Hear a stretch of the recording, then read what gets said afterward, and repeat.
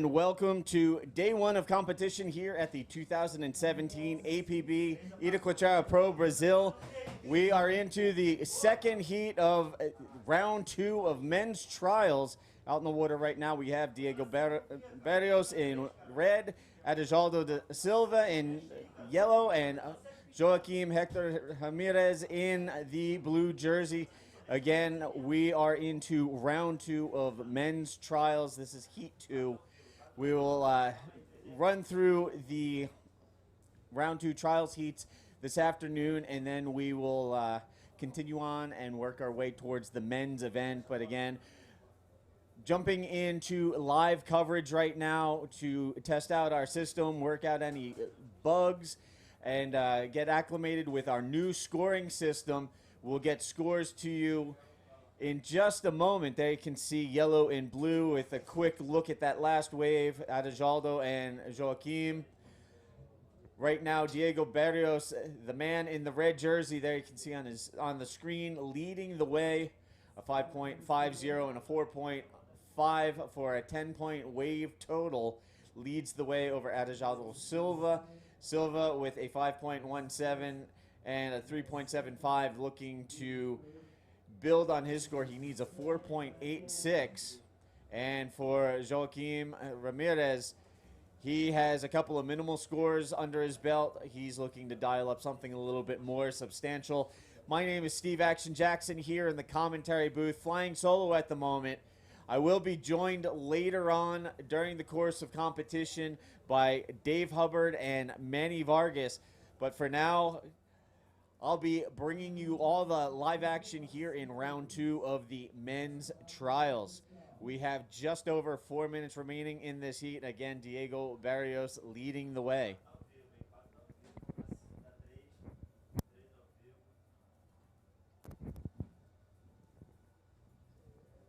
There we can see Adaljaldo currently sitting in that second spot, looking at that last wave rolling through, deciding not to go for it. He holds on to that second spot. Top two riders will advance, and when we get down to the tail end of things in the trials, 7 of our trialists will advance on to the main event to battle it out with the top 32 in the world, as well as the wild cards for this event. But again, right now, these are the aspiring hopefuls. All of these guys putting in the work, trying to make their way through trials and qualify for the main event.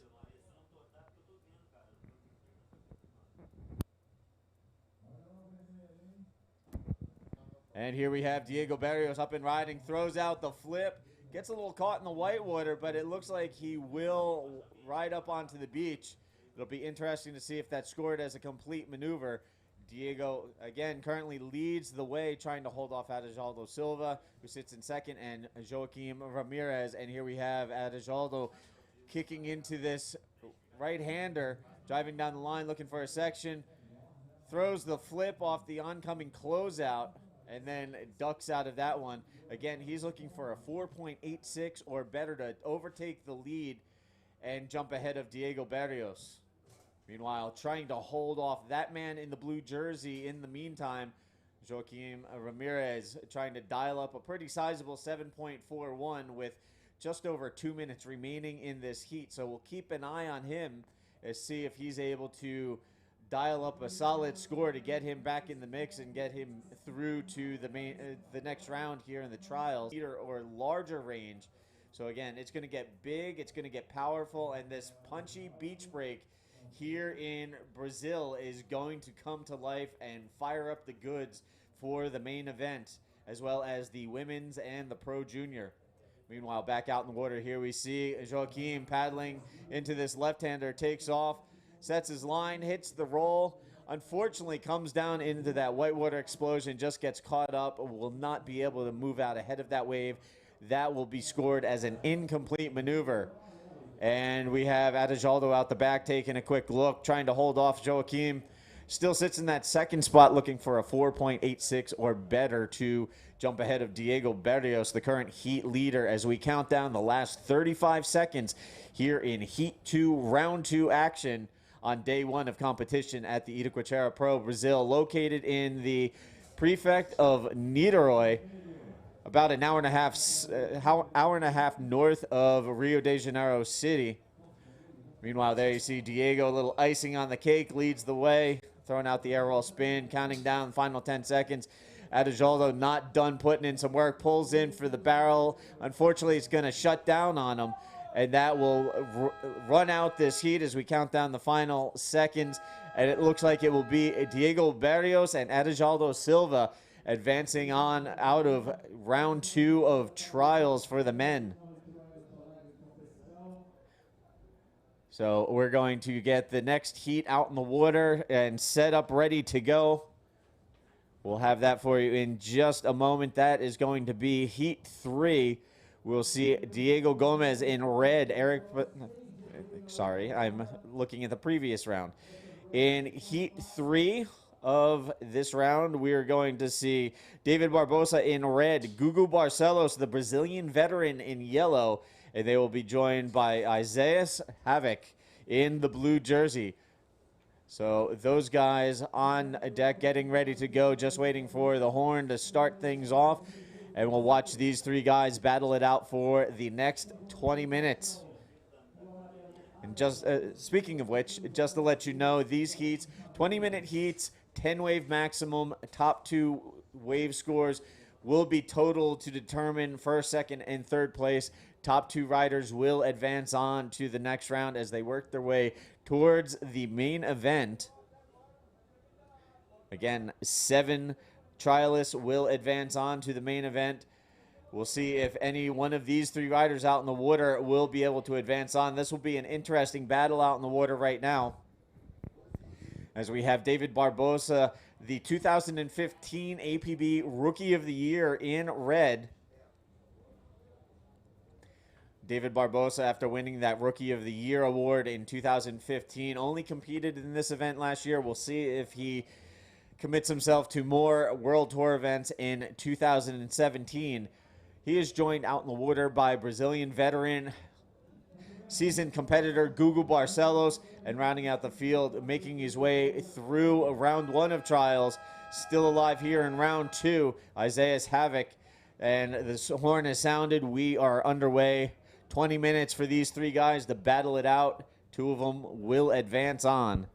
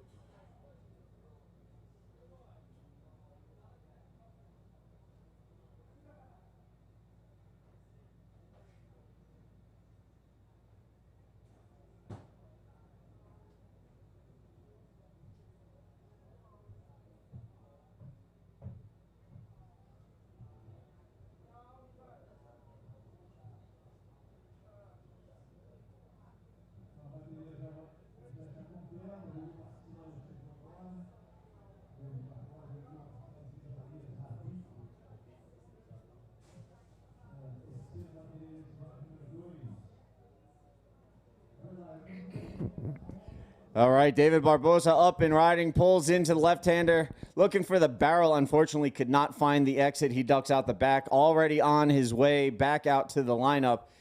So getting things going again out in the water right now. 17 and a half minutes remaining in this 20-minute heat. David Barbosa in red. That man in blue, Isaiah Havoc, trying to work his way through the trials into the main event.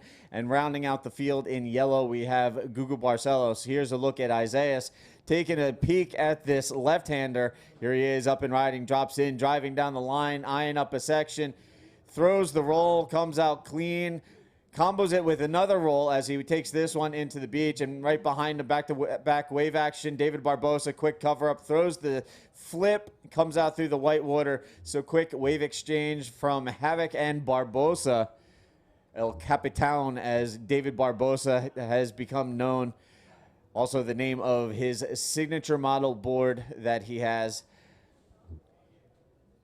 He'll wait for that score to drop while he makes his way back out to the lineup. And meanwhile, just to give you a quick recap of what we've seen so far here in round 2 action. In the first heat, it was Nelson Nacho Flores taking first place, followed by Caio Araujo. Unfortunately, coming out on the short end of things, and Mateus Bastos finishing third. He will be eliminated from the field. So Nacho and Caio advancing on out of round 2 of the trials. And in the last heat, we saw Diego Berrios and Adejaldo Silva taking the top 2 spots, respectively, to move on as well. Right now, out in the water, heat 3, round 2 action, just under 16 minutes remaining. There you can see Gugu Barcelos in yellow, waiting to get on the board with his first wave. Meanwhile, Isaiah is up and riding again, wasting no time, pulls into the barrel, finds the exit, and will finish with a roll, but unable to complete the maneuver. We also have scores coming in. David Barbosa with a 6.50 and a 1.5 holds the lead. Isaiah Havoc with a 5.25 will wait for that last wave to score, and Gugu Barcelos again waiting to get on the scoreboard. Meanwhile, there you can see in the competitors area, one of our upcoming riders stretching out, getting ready to hit the water. He'll be visiting our beach marshal, Vina, shortly to acquire his jersey assignment and make his way out to the water to battle it out with his fellow competitors and try and advance on. But right now, out in the water, just under 15 minutes, Isaiah Havoc moving into the top spot. He has a 5.25 and a 4.0 for a combined total of 9.25. That moves him ahead of David Barbosa, who's now looking for a minimal score of 2.76. And Gugu Barcelos, who has yet to ride a wave, needs a 2-wave combination of totaling 8.01 if he's going to jump ahead of these 2 guys and put them in advancement position. Again, Gugu Barcelos yet to catch a wave, sitting in the 3rd spot. In a little bit of a hole, but 8.01 combined total, fairly easy to attain. He just needs to get his campaign started.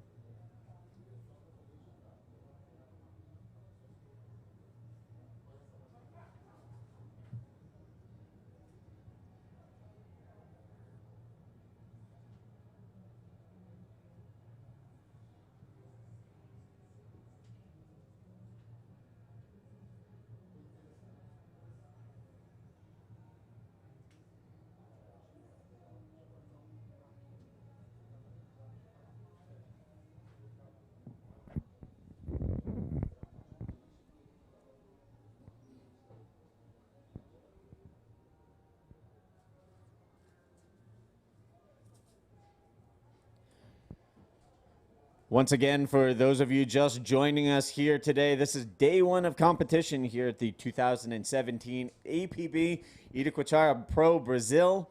My name is Steve Action Jackson, cruising solo in the commentary booth right now as we work our way through men's trials. We're in round 2 of the trials here today and up and riding. Current heat leader Isaiah Havoc taking a quick look-see at that one, decides to kick out as there wasn't much scoring potential there. Meanwhile, Gugu Barcelos taking a look at that one, still waiting to get his first scoring wave registered. didn't really like the way that was lining up, so he heads back to the lineup and will continue to wait for his first wave riding venture in this heat. 12:35 left on the clock. And real quick, a shout out to our sponsors, W9 and Plaza, also our co-sponsors, Nechi, Noi, Whey Suplementos, and Neltor, Niteroi Empresa de Lazer e Turismo. We'd also like to thank our supporting sponsors. We'll get back to that in a moment. As you can see, Gugu Barcelos getting on the board finally, chucking out a nice roll there off of the closeout section. That'll give him his first scoring wave and get him back into the mix of things here in this heat with just under 12 minutes remaining.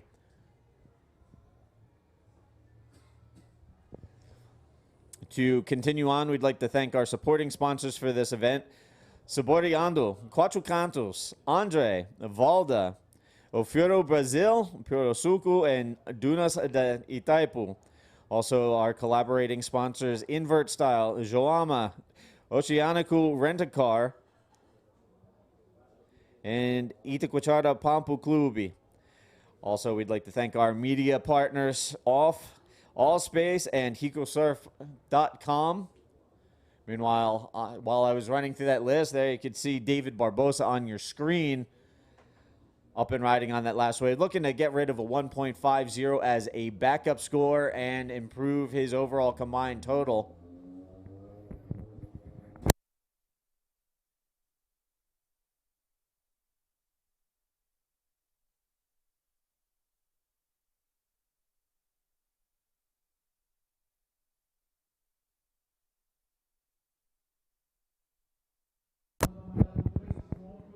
And here we have current heat leader Isaiah Havoc taking a quick look at this one. Pulls in, gets a little barrel, finds the doggy door, and slides out before ducking under.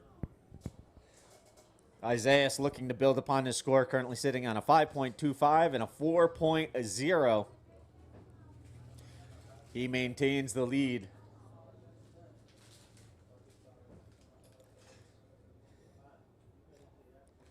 Again, waiting for that last wave to score for David Barbosa. Meanwhile, big thanks to Andre, our electrician here at the event, Andre Eventos, helping to make this all happen. He just ducked into the booth and handed me some free samples of Valda breath mints and cough drops.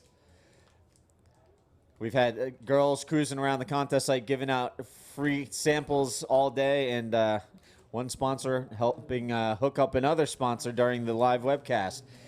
How's that for teamwork?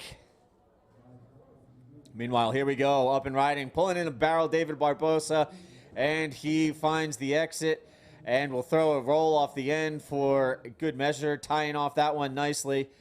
Again, waiting for his previous score to come in. Now we'll wait for that one to register as well. That should definitely help improve his overall combined total, sitting on a 6.50 and looking to replace a 1.50 as a backup score. We'll see if it's enough to move ahead of Isaiah Havoc with 9:15 left on the clock. Meanwhile, a 3.0 falling into place for Gugu Barcelos. That'll give him one wave. Now he's on the hunt for a 5.01. Very much attainable score for the competition veteran from Brazil. So again, right now, just under 9 minutes remaining. Isaiah Havoc leads the way. David Barbosa currently in second, and Gugu Barcelos in third. Just to run down the scores in their total form. Isaiah with a 5.25 and a 4.0 has a combined total of 9.25, leads the way.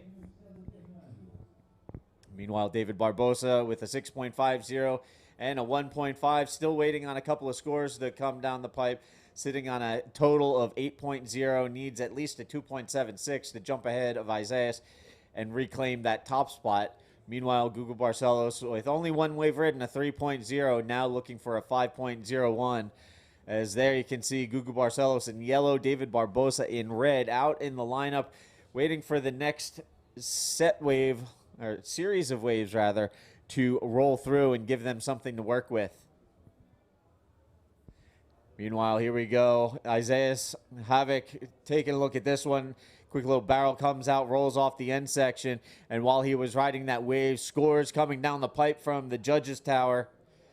David Barbosa with a 7.50 on his last wave to go with a 6.50. Now sitting on a combined heat total of 14.0. He takes the lead, jumping ahead of Isaiah Havoc, who now has a 5.25 and a 4.0, but we wait for his next score. Don't know if it's going to be an 8.76 like he needs to jump back into first, but we'll see. Meanwhile, here we go. Gugu Barcelos with his second wave. Throws the roll, comes out through the whitewater explosion, and promptly kicks out. So that'll give Barcelos his second scoring wave. He's looking for a 6.26 or better to jump from third to first. Or, I'm sorry, third to second, rather. Barbosa leads the way. Now Isaiah Havoc trying to both hold off Gugu Barcelos and try and overtake David Barbosa as we count down roughly 6.5 minutes remaining in this heat. And again, it is El Capitan, David Barbosa, the San Conjado local, leading the way. As I mentioned previously, your former 2015 Rookie of the Year competitor, award winner. And last year, only competing at the Itacoatiara Pro, did not have the sponsor support to pursue the World Tour. Now back in action here at Itacoatiara 1 year later. We'll see if he's able to put together the results and some sponsors to carry on the World Tour in 2017. He's definitely one of Brazil's top young riders. We'll see if he's able to put the results on paper that he needs.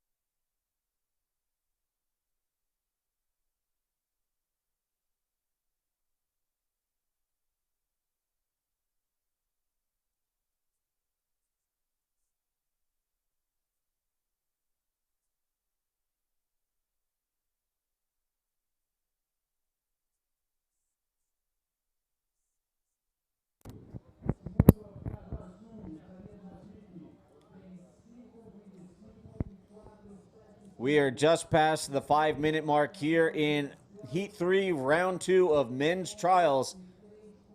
And again, right now, David Barbosa leads the way on the strength of a 7.50 and a 6.50 for a combined heat total of 14. He sits in that top spot ahead of Isaiah Havoc. Isaiah, with a 5.25 and a 4.75, sits in that second and advancing position, looking to hold off Gugu Barcelos. Barcelos, though, dialing up a 6.0 on his last wave to go with a 3.0. Only has 2 waves ridden, but he scored that 6.0 on his last wave. Now looking for a 4.01 to replace that 3.0 and improve his position and in an effort to move on to the next round here in men's trials. 3:55 left on the clock.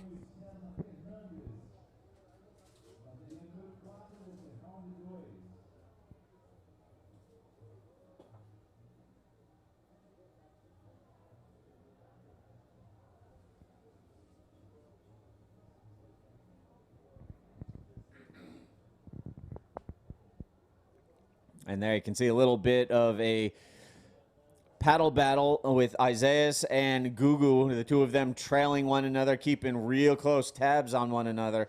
Isaiah's currently sitting in that second spot looking to advance out. Gugu Barcelos looking to overtake Isaiah in the closing minutes of this heat in an effort for himself to advance through to the next round here in the men's trials on day 1 of competition. So it'll be real interesting to see what those two do. Meanwhile, that leaves David Barbosa, the man in the red jersey, lurking in the lineup by himself. He currently holds the lead. Again, sitting on a 7.5 and a 6.5 to lead the way as we count down. 2:45 left on the clock. So right now, Barbosa sitting in a pretty good position. So the real battle at this point will be for second place between Isaias and Gugu. And there it looked like Gugu Barcelos taking off and unfortunately diving for lobsters on that one as he went straight down. And there you see he comes up, recollects his board. You have to keep in mind, folks, that here at Itacoatiara, even on the smaller days like today, there's a lot of power and a lot of punch out there. It's real easy to get driven into the sand bottom. And for all of you out there that know what that feels like, it's not a great feeling. 2 minutes left on the clock. And again, Barbosa controls the top spot. Isaias in second, trying to hold off Gugu Barcelos as we count down to the conclusion of Heat 3. And just a quick look ahead coming up in the next heat. We'll get to that in a moment as Isaias looking to build his lead over Gugu Barcelos, throwing the roll there. He has a backup score of a 4.75. Don't know if he's going to improve upon that, but again, staying busy, trying to create a little extra distance, a little insurance policy, if you will, between himself and Gugu. And here we go, Gugu Barcelos up and riding. Sets his line, pulls in, and that one's just going to close out on him. So with 1 minute remaining, he will gather his board. And there you can see, side by side, Isaias in second, Gugu in the yellow jersey sitting third. And these guys will both paddle back out with just under a minute remaining. We'll see if they get one last shot at things to shuffle the deck, so to speak, as we close out this heat. 45 seconds remaining. And as I was saying, coming up in the next heat, we're going to see Ale Almeida, Eric Silvino, and Cesar Fernandez battling out in Heat 4. Again, that's on deck in about 30 seconds or so as we continue to count down. And Isaias and Gugu sitting next to each other. We'll see if anything develops in the closing seconds as we count down. Meanwhile, there you can see up here at the contest site, one of our main sponsors, SGA Toyota, hashtag Viva Seo Toyota. They've been a big help here with this event the last several years, and it's great to see them on board again. If you're anywhere in the Niterói area, you definitely want to cruise by and check out the contest site, see what Toyota has to offer. And also don't forget to check out their dealership location here in Niterói. That's SGA Toyota. Meanwhile, the horn has sounded, time has expired, and it's going to be David Barbosa taking the win and Isaias Havoc following him through. They will both advance on. Unfortunately for the veteran Gugu Barcelos, he just was not quite able to ever really make himself a factor in this heat. He will finish third and bow out of the men's trials. Meanwhile, getting ready to set up the next heat.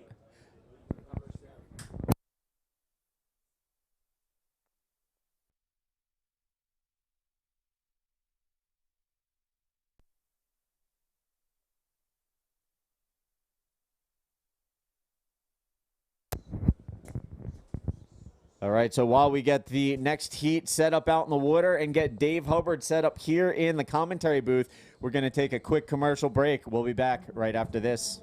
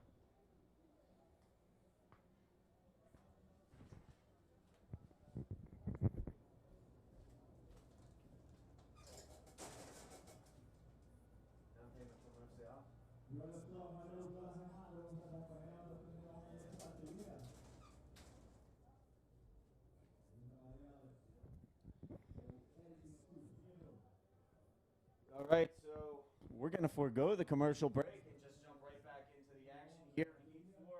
And joining me here in the booth, Dave Hubbard, the man himself. Yeah, action. Great to be here in the beautiful Praia de Itacoatiara here in Niterói, prefecture of Rio de Janeiro. Great to be back here in Brazil at one of the premier venues on the men's and women's and Pro Junior World Tour right here at the Praia de Itacoatiara. All right, there you see Ale Amida throwing the roll on the left-hander, comes out through the white water, completes the maneuver. That will get him on the board. So we are underway. We got wave action out in the water. And some interesting heats here in the men's trials. Seeing some familiar names popping up here and there. And it'll be interesting to watch how they all battle it out. And we've got pretty nice conditions. They're holding steady throughout the day, so we do expect some really wonderful battles, as we do see some very familiar names accompanied by some long-term legends as well as some newcomers into the sport, some young guns shooting their way through. So, you know, now that we are working with the stadium format with a 36-man field, we do have more room in the trials for some of those big names that normally we would just be seeing seeded into earlier rounds previous years. Now they're going to have to compete in trials to get a slot into the main event. Yellow up and riding. Here we go. Eric Silvino taking a look at this one, flips it out, comes around, resets his line, looking for the end section, throws the roll, and gets a little caught up there at the end, but will ride it all the way up onto the beach.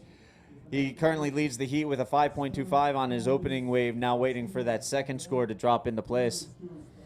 Yeah, and it will be an important second score, because if he can get himself, you know, something decent to back up his 5.25 early on, that'll just give him the rest of the time to increase on that, and he will be less of the hunted and more of the hunter, while, you know, blue and red will just be kind of still working to form out one of their first rides. They've got some marginal scores, but I think they're going to need to do better, because they're in a battle for placement, and, you know, making it out of round two, still going to be probably about 2 or 3 rounds more to go for the trialists to qualify for the main event. We're going to see red taking a look at this one, Ale Almeida, and he does get a roll off there pretty late to the party as he got up. That wave was definitely just sucking up on the shore pound.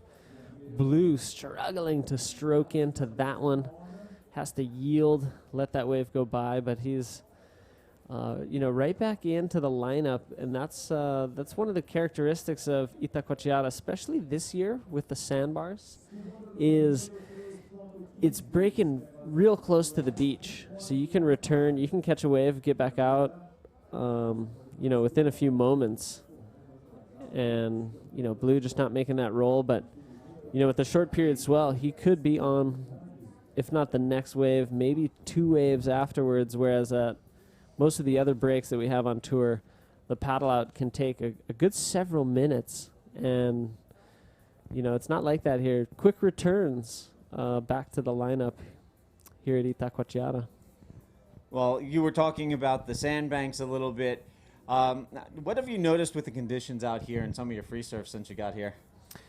Well, you know, I did notice that the banks are pretty close in. There's some really nice shape every once in a while, so it's not very consistent that you get a nice solid corner, but the peaks are still popping up there. They just are tending to kind of close out real quickly. The waves are very fast. I've heard some of the other riders also mentioning that they are pretty surprised and kind of impressed by how fast these waves are, and we're hoping that the banks will cooperate with some of the swells we have on tap. During the waiting period, we've been hearing wonderful things about the forecast, and we want, hopefully, the sandbanks to assist in bringing us awesome action when those swells do come in later on in the waiting period. There you can see one of our competitors making his way back to the Beach Marshals tent to return his jersey. And just to add on a little bit to what Dave was saying about the setup here and the swell, fortunately, winter here in Brazil is very consistent, very active, contrary to what many people have been led to believe over the years. It's not uncommon to get a couple weeks worth of swell. The forecast for this event this year dictates that perfectly. There's been waves for the past week. We're going to have a couple of lay days, probably Sunday and Monday, and then the next round of swell will fill in. So it's not uncommon to see this during the winter, get a couple of weeks run worth of waves. So you definitely get your time out in the water here. Which is awesome. A lot of the competitors traveling, whether it's from a neighboring country like Chile or whether it's from, all the way across the world, Europe and South Africa, Australia, they want to be surfing as much as possible. They're here on kind of a surfing vacation. They want to make the most of it. So kind of works out for everybody that there's going to be a lot of water time for the competitors in and out of their heats. A perfect example of that would be Ayaka Suzuki, women's competitor from Japan, actually spending a month here in Brazil. She's been cruising all over on the hunt for waves. And you know what? She's been scoring pretty good, both in the Zona Sul section of Rio de Janeiro at spots like Posto Cinco and Leme, Arpoador, the world-famous Ipanema. And then coming up here, she's been up here for almost 2 weeks now, surfing every day here at Itacoatiara, getting her practice in for the women's division. And last weekend she even posted something on her Instagram of her launching a very high-flying invert, really impressive. A lot of the men's riders even really impressed with that boost. Did you happen to see it, Steve? Oh, yes, I definitely saw it. And to be honest, it's probably one of the biggest inverts I've ever seen from a woman, right up there with the likes of former women's world champion Kira Llewellyn. There are women out there that will actually give the guys a run for their money with the the altitude they gain with their aerial maneuvers. Yeah, she hit it perfectly. It was great to see. Let's see if Yellow can get some similar timing up on this one. Nice bank reverse, throws a little bit of spray, but is just unable to make it out of that one. Ends up with an incomplete ride for Yellow. So, and just to update people, we've got scores coming in. Our live scoring is not up today. We're working out a few bugs in the system, but just to give you a score update, a 5.25 and a 5.0 has Eric Silvino in the yellow jersey, the man paddling back out right now. He leads the way over Ale Almeida. Ale with a 3.75 and a 3.15 sits in the second spot, and currently in third, Cesar Fernandez with a 4.0 looking to replace a 1.50 as a backup score. Here's Ale. Going for that closeout roll, similar to the one that he garnished that 3.75 with, but I think that's going to come in just a touch better. We might be looking at a 4-point ride for that roll, but just, no real bottom turn, just kind of taking off and with the lip just rolling out into the flats. Technical, but not necessarily exactly what the judges are looking for. They are looking for definitely more of a down the line and a bottom turn, but not a lot of these waves are offering that. So competitors making do with what they're offered in these 20-minute heats with, I think hopefully an unlimited amount of waves that they can ride, but just their top two will be counting towards advancement. One of the things to keep in mind with the wave conditions today is it's coming from a completely different direction than what we had yesterday. So this is also contributing a little bit to the closeout conditions as we have two different swells merging with each other today. Tomorrow it'll be a little more dominant. You'll probably see more lefts tomorrow as it picks up a little bit for tomorrow. But then next week, we'll probably see it shift again, and you'll probably see more right-handers peaking up for the competitors to take on, yourself included. Exciting stuff, and we're all going to be looking forward to that. Hopefully you will be too and tuning in with us. But let's take a look at Red, trying to squeeze under the curtain here. Makes his way out to the shoulder where he spins a reverse. Doesn't look like he's coming away from that last maneuver. But with a 6.51 needed to take first place from Eric Silvino. I doubt he's going to get it there, but it could improve his situation and put a little more distance between him and Cesar, who's very close to him. Let's take a look at our heat leader. Eric up and riding, driving down the line, hits a little speed bump, and then promptly kicks out on that one. So not really lining up the way he would have liked.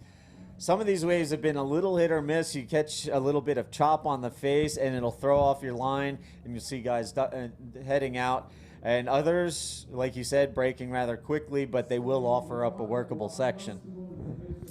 Yeah, and that one was real interesting as the wave kind of had, you know, a high road and a low road, so to speak. It looked like it was kind of split on how it was approaching the bar.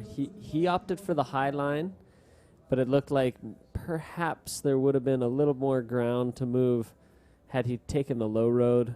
And I think we are going to see a little bit more of those kind of wave phenomenon as these double ups are just lurching very close to shore on very shallow sandbanks, and sometimes with the rip currents and with these other water currents that are out there, tends to jumble up. And maybe, like you said, Steve, it's probably has a lot to do with those two swell directions that kind of brings those two swells up onto one wave, but it doesn't always interact cleanly and pitch as one crest. Sometimes it does kind of split itself up. Pretty tough to ride those when they do come in. And for those of you not really familiar with the setup here at Praia de Itacoatiara, it's very open and picks up swell from multiple directions. It's basically what we refer to as a wave magnet. Meanwhile, working on that last wave, Eric Silvano.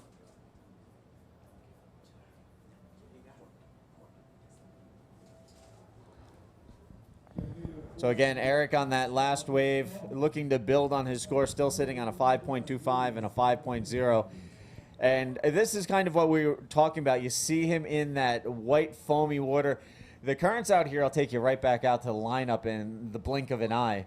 Meanwhile, up and riding, Cesar Fernandez trying to work his way back into it.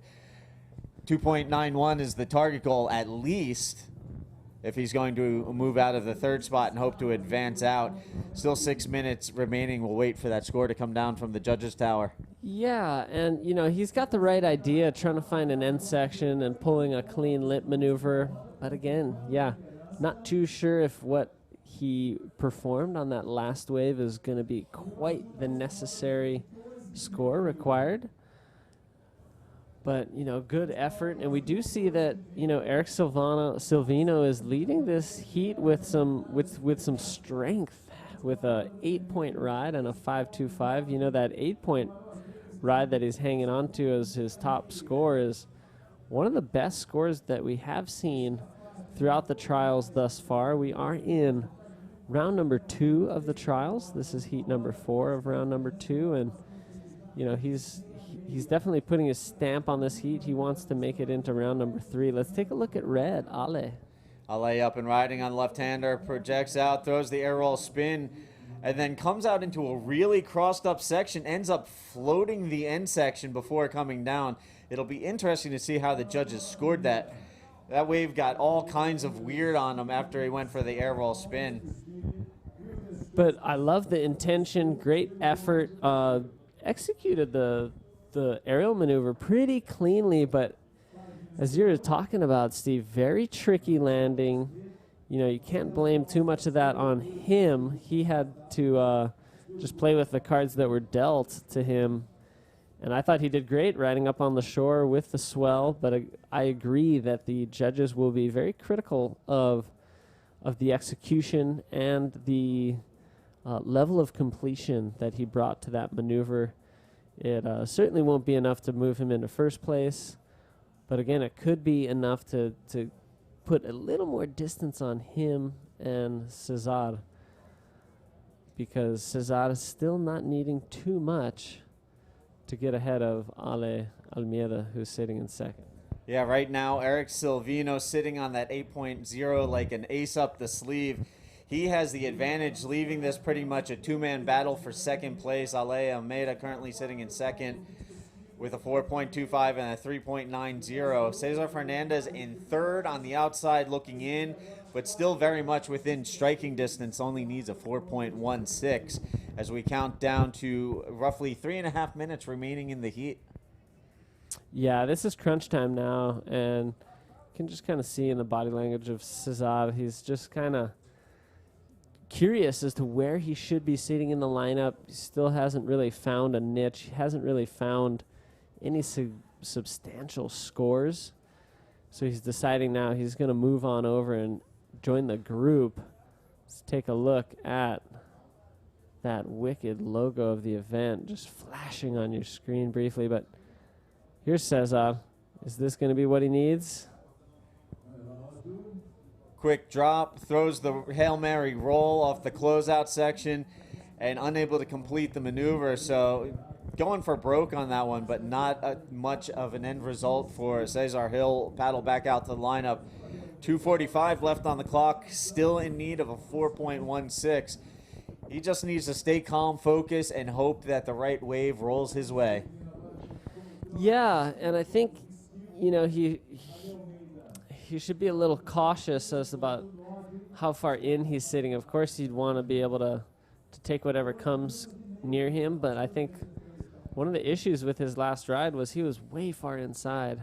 Here we're going to see a wave approaching, and it's going to be, you know, again, catching these guys out of position.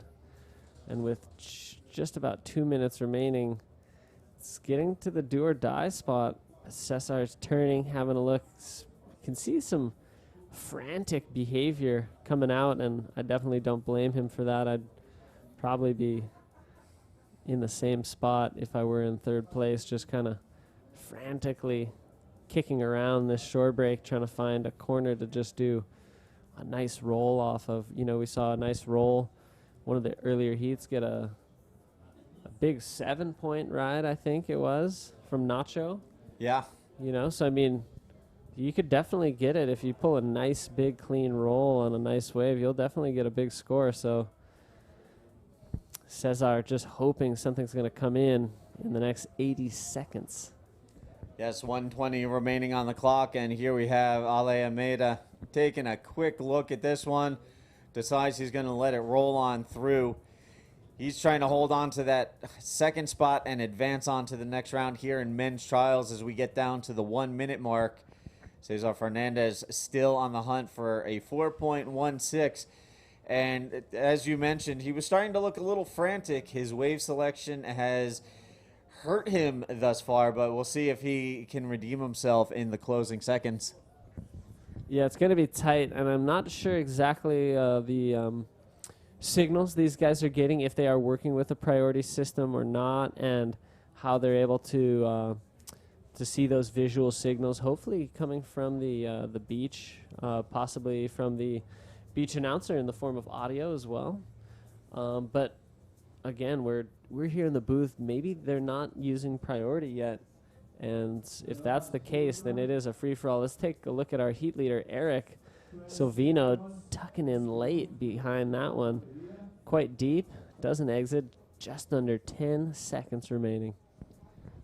And as we count down the last few seconds, it looks like it's going to be Eric Silvino taking the heat win, and Ale Almeida following suit, advancing out of the round as well. And here we see Cesar Fernandez, one last-ditch effort. But after the horn, I don't believe that's going to count. It will not help him any, but at least he went down swinging. Yeah, he certainly did. Good effort, you know, not giving up in those final moments. But it does look like Eric and Ale will be moving on through into round 3 of the trials. All right, so while we get things set up for the next heat, we're going to take a quick commercial break. We'll be back right after this.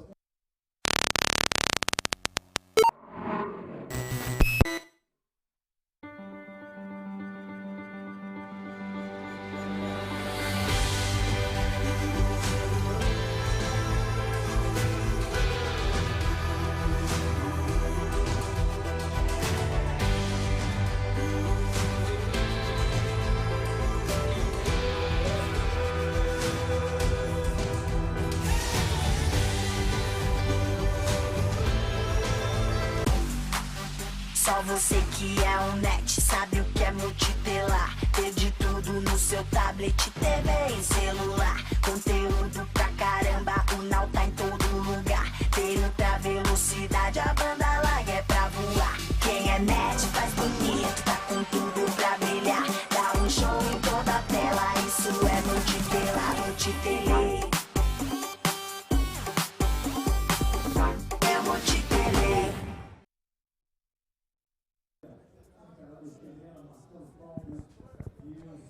All right, and welcome back to day one of competition here at the 2017 APB Itacoatiara Pro Brazil. We're running through men's trial heats right now. I'm Steve Action Jackson, joined by the world famous Dave Hubbard. Yeah, great to be here in the booth with you, Steve. But as great as it is in here, let's get right out into the action and show you what's going on in the water here at round number 2 of the men's trials in the Itacoatiara Pro. This is heat number 5. Out in the water in red, we have Marcelo Fondas in 2, Wilder Schultz in yellow, and in the blue jersey, Diego Gomez. Marcelo going for a nice roll, landing it clean. So this is a bit of a heavy hitter trialist heat. Let's take a look at Wilder from South Africa. Scoops in, gets a late roll, but just a lot of water coming down on him. Incomplete move there for Wilder. But this is just a battle of the young guns, quite an international field. Marcelo Fondas from Chile.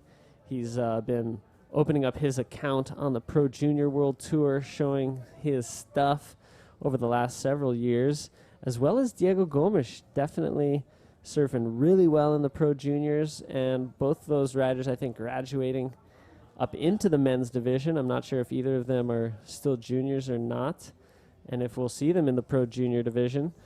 But Wilder Schultz definitely has been in the men's division for a couple years now, and a little bit late to the scene. We didn't see him in the Pro Junior ranks, but he has been competing on the Men's World Tour for at least a year, and he's got a fresh new haircut showing off that clean pip of his, as they say in South Africa. And I think we got a battle on our hands, Steve. This should be a good one to watch. All right, so waves already registered for all 3 riders out in the water. Marcelo Fondas getting the best of that opening exchange, a 4.0 to open things up. He has the lead now, looking for a backup score.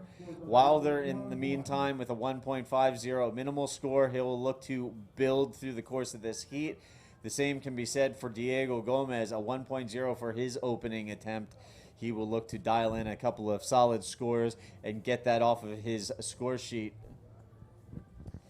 Yeah, and I think each of these riders, very competent, will be ditching those low scores by the end of the next 16 and a half minutes. And hopefully, well, we know that 2 of these riders will be moving on into trials round number 3, but one of them will be the end of the road for their effort in the men's division here at the Itacoatiara Pro 2017, of course. And these guys are patient. They've been free surfing not only this morning, but the last several days as well. And so they've been fine-tuning their skills, kind of learning the sandbars just a little bit more. Diego Gomes, of course, no stranger to Itacoatiara. He's been surfing here for quite some time. And, you know, Wilder, Schultz, and Marcelo, I believe this is their 2nd or 3rd trip to this beautiful beach in Brazil. Let's take a look. Wilder having a paddle. Opts out of that one. No ride.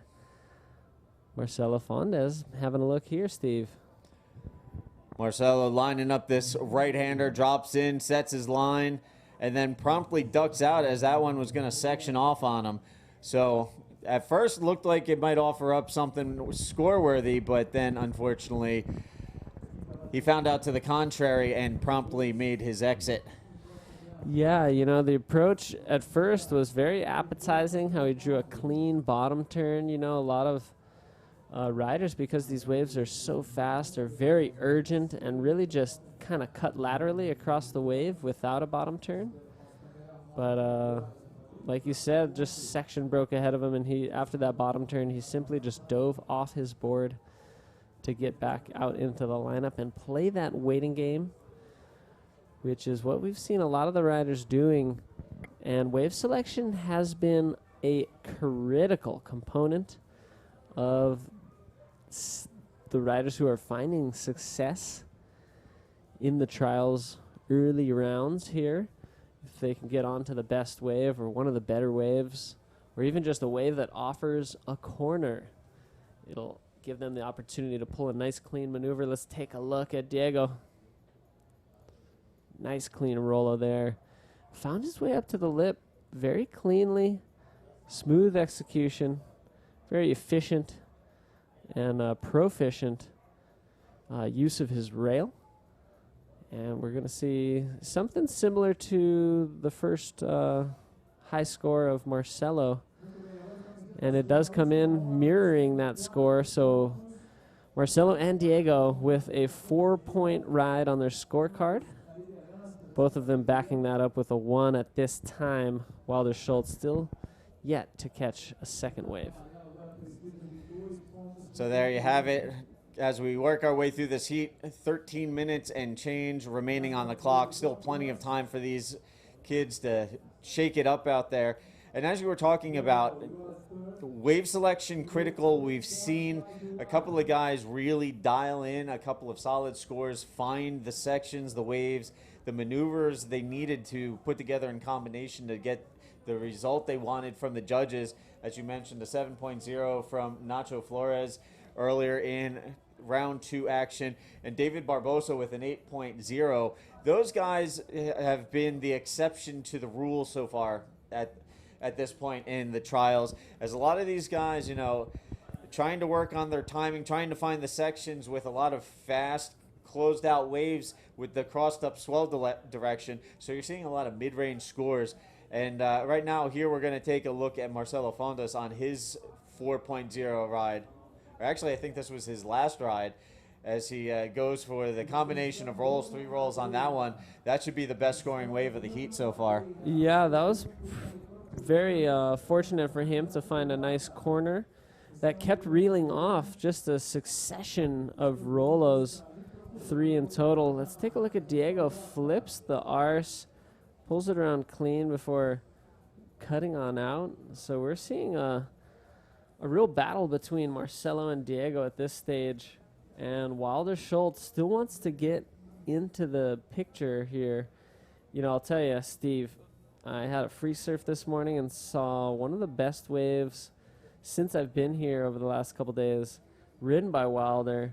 He was able to just clue into a beautiful, heavy, pitching, thick shore break barrel. There's even some spit as he exited the barrel, and he rode it for ages. So, you know, one of the rare gems that comes in out here. So Wilder definitely has not only the wave selection, but the skills to pay the bills, as it were. But if he's able to get that kind of opportunity in the next 11 minutes, will be the deciding factor, because Diego and Marcelo are working with what's presented to them, and they're staying active, and they're making scores happen out of pretty mediocre waves. So kudos to them for staying active, getting this heat underway while they're being maybe just a little too patient at this time. He is sitting away from the pack. You see him on your right-hand side of the screen. And we'll see if he's able to find one of those waves to really pull off some of that magic that he was able to perform earlier on today. And we have some big scores coming in. Big in relation to what we've seen so far in this heat. This is definitely going to make things more interesting. A 5.50 for Marcelo Fondas. And Diego Gomez flipping out on that last wave, dialed up a 5.25 on his last wave. So Marcelo and Diego are really ramping things up a little bit here, continuing to build on their scores. Meanwhile, as you mentioned, Wilder Schultz maybe being a little too patient. He's still sitting on a 4.25, looking to replace a 1.50 as a backup score. Here's a replay of that last wave for Diego. Yeah, a nice clean flip, small wave, decent timing. I think it's going to be enough to move him into first position, at least temporarily. Replace that 4 with maybe something just a touch higher. Let's take a look at Wilder now. Oh, he just decides to let that one go. Probably a good call. But like you were alluding to, Marcelo and Diego really kind of stepping things up and continuing to increase their scores and, add some momentum to this heat. We're now into the second half of the heat. Just a little over 9 minutes remaining now. And as you mentioned, Diego needing to up his scores a little bit. It dials in a 4.75 on that last wave. That's enough to give him the advantage over Marcelo Fondas. Diego moves into the top spot. Meanwhile, there you can see our Beach Marshal Vina. Yoni Aguirre from Peru getting ready to roll in the next heat. Just always smiling. And that'll be a good battle coming up next. But the battle on our hands here in the water is between Marcelo Fondas, the Chilean, and Wilder Schultz, also trying to catch up to Diego Gomes, who has now that first place position. First and second places from these trials heats will be moving forward to the next round. We're in round number 2, and we will not be finishing round number 2 today, but we'll come back tomorrow. We'll finish round number 2 and hopefully move through the completion of the trials to get our 7 advancing trialists who will be entering into the main event. Here we go. Diego Gomes driving down the line, throwing the... Looks like he was a little indecisive on whether he wanted to throw the flip or the air roll spin, and kind of caught in between on the body movement and rotation, and unfortunately came down tail first, unable to complete the maneuver. Yeah, tricky section and, a tricky landing as well. But a good effort because, sitting in first place, you definitely want to increase the distance between yourself and those who are chasing you. So, had he come up with a 5-point ride or something better, he would have increased the necessary requirement from the other riders. As it stands, he will remain in first place. Marcelo Fondas still in second, holding that second spot pretty well. Wilder Schultz does look like he clued into a 4.25, probably while we were watching one of the other rides. So he now only needs a 5.26. And that could take him above Marcelo Fondas, who's sitting in second. So 7 minutes left on the clock. We'll see who is able to position themselves in the top 2 spots. Again, right now, Diego Gomes leading the way. A 5.25 and a 4.75 gives him a combined heat total of 10.0, and the lead, Marcelo Fondas, with a 5.50 and a 4.0 for a combined heat total of 9.5. He sits in second there. You see taking a peek at that last wave, decides to let it roll on through. He maintains the second spot, trying to hold off Wilder Schultz. Schultz remains with a 4.25 and a 1.50 at the moment, sitting in that third spot. He needs a 5.26 or better to move into second position and advance out of this heat. But there is enough time for him to do just that. Very skilled rider from South Africa. It's great to have seen him last year, but also this year making an effort to compete on the Men's World Tour, representing South Africa, a place with so much bodyboarding talent, the likes of Jared Houston and Ian Campbell, some of the top men's riders on this era's World Tour, but also riders like Billy Thiel and Andre Botha, Alistair Taylor, some of the previous riders from previous generations. Of course, Andre Botha still at the top of the sport of bodyboarding, just not at the top of the World Tour anymore, 2-time world champion. Andre Botha has been an incredible inspiration to this generation of South Africans. Wesley Kotze also competed in the trials, and Wilder Schultz hoping to keep that South African dream alive. Let's see if some of these approaching waves will offer him that opportunity. All right, 5 minutes remaining in the heat, and here we see Wilder paddling into position, taking a look at this left-hander. Here he is, up and riding. And last second decision to kick out of that one, as that one got a little funky looking on him. He decided to opt out on that one. Yeah, a lot of foam on it. Let's take a look at Marcelo. Nice clean bottom turn. Finds his way up to the lip. Pretty late, but super smooth. Powerful roll. It's going to increase his 4-point ride. Might be enough to catch Diego, but Diego going to answer back. He makes his way up to the lip. Nice clean roll for him as well. Maybe a smaller wave. Maybe a less radical roll, but potentially could increase his situation as well. So we'll wait for scores from those two rides, but I think the one thing we are certain is that Wilder Schultz still needs something significant if he wants to move into an advancing position with 4 minutes remaining. One of the interesting things about this heat has been the dynamic amongst these riders. Diego and Marcelo have seemed to be fairly evenly matched, while Wilder, taking a look at that wave, hasn't really seemed to be able to find his rhythm out in the lineup. Take a look at this replay. Marcelo coming up big on that roll while the videographer just reframes, keeps his eye on the next set. But I would agree, Steve. Marcelo, Diego, much more active, continuing to build on scores. Wilder, on the other hand, a little hesitant, not necessarily timid, but really selective, maybe a little overly selective. Let's take a look at this wave now. He's hustling into it, and again, just midway into that wave, and he starts cutting out. Let's take a look at Diego's replay. There's that roll that happened right after Marcelo's. Well, that roll from Marcelo, a critical but fairly classic through the lip El Rolo.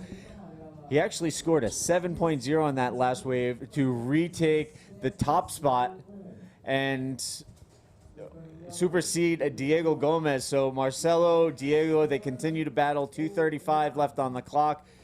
Meanwhile, Wilder Schultz still trying to find some sort of rhythm out there and dial into anything that'll get him back into the mix. He's on the hunt for a 7.01 right now with 2:20 left on the clock. So time running out for the South African to get back into the mix of things.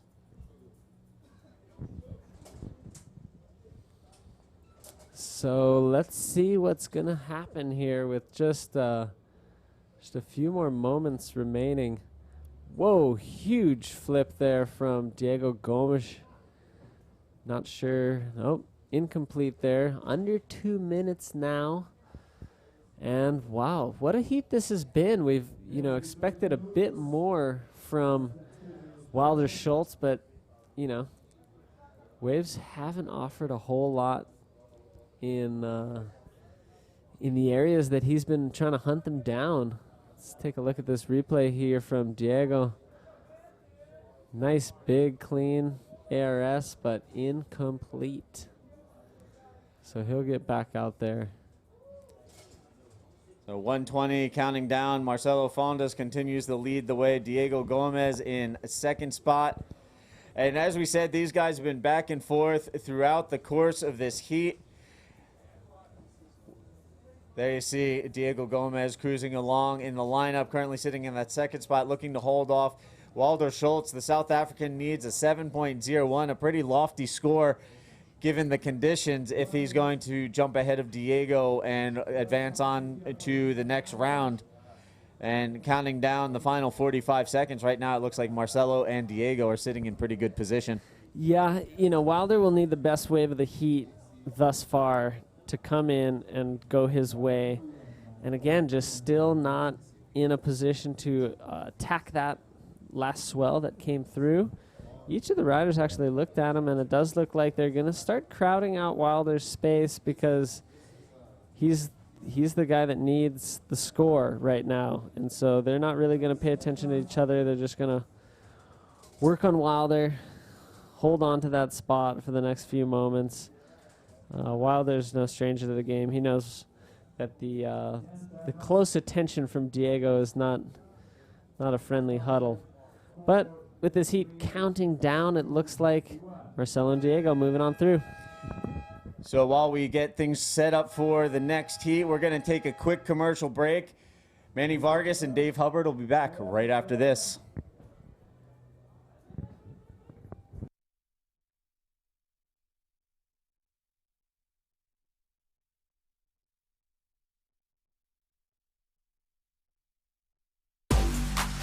Só você que é um net, sabe o que é multitelar. Ter de tudo no seu tablet, TV e celular. Conteúdo pra caramba, o Now tá em todo lugar. Ter ultra velocidade, a banda larga é pra voar. Quem é net faz bonito, tá com tudo pra brilhar. Dá um show em toda a tela, isso é multitelar, multitelar.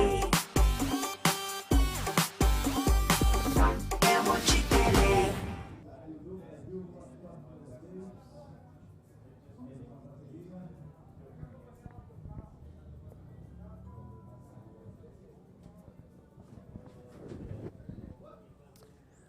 Ladies and gentlemen, welcome back to the beautiful Praia de Itacoatiara here in Brazil, in the beautiful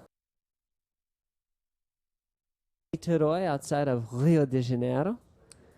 Manny Vargas, joined by myself, Dave Hubbard, going to be bringing you the live action for heat number 6 of round number 2. Manny, how have you been? You just got in yesterday afternoon into this beautiful country. And how's it been treating you? Well, let's take a look at Yoni for Peru first. Yes, Yoni finding a nice little section, able to pull off a roll. Can he get in front of that whitewash? Yes, he has a completed move right off the bat here in this heat. Well, let me tell you something. Just within the last 20 hours that I've been here, yes, I've gained 5 pounds from all the delicious fried and tasty food here in Brazil.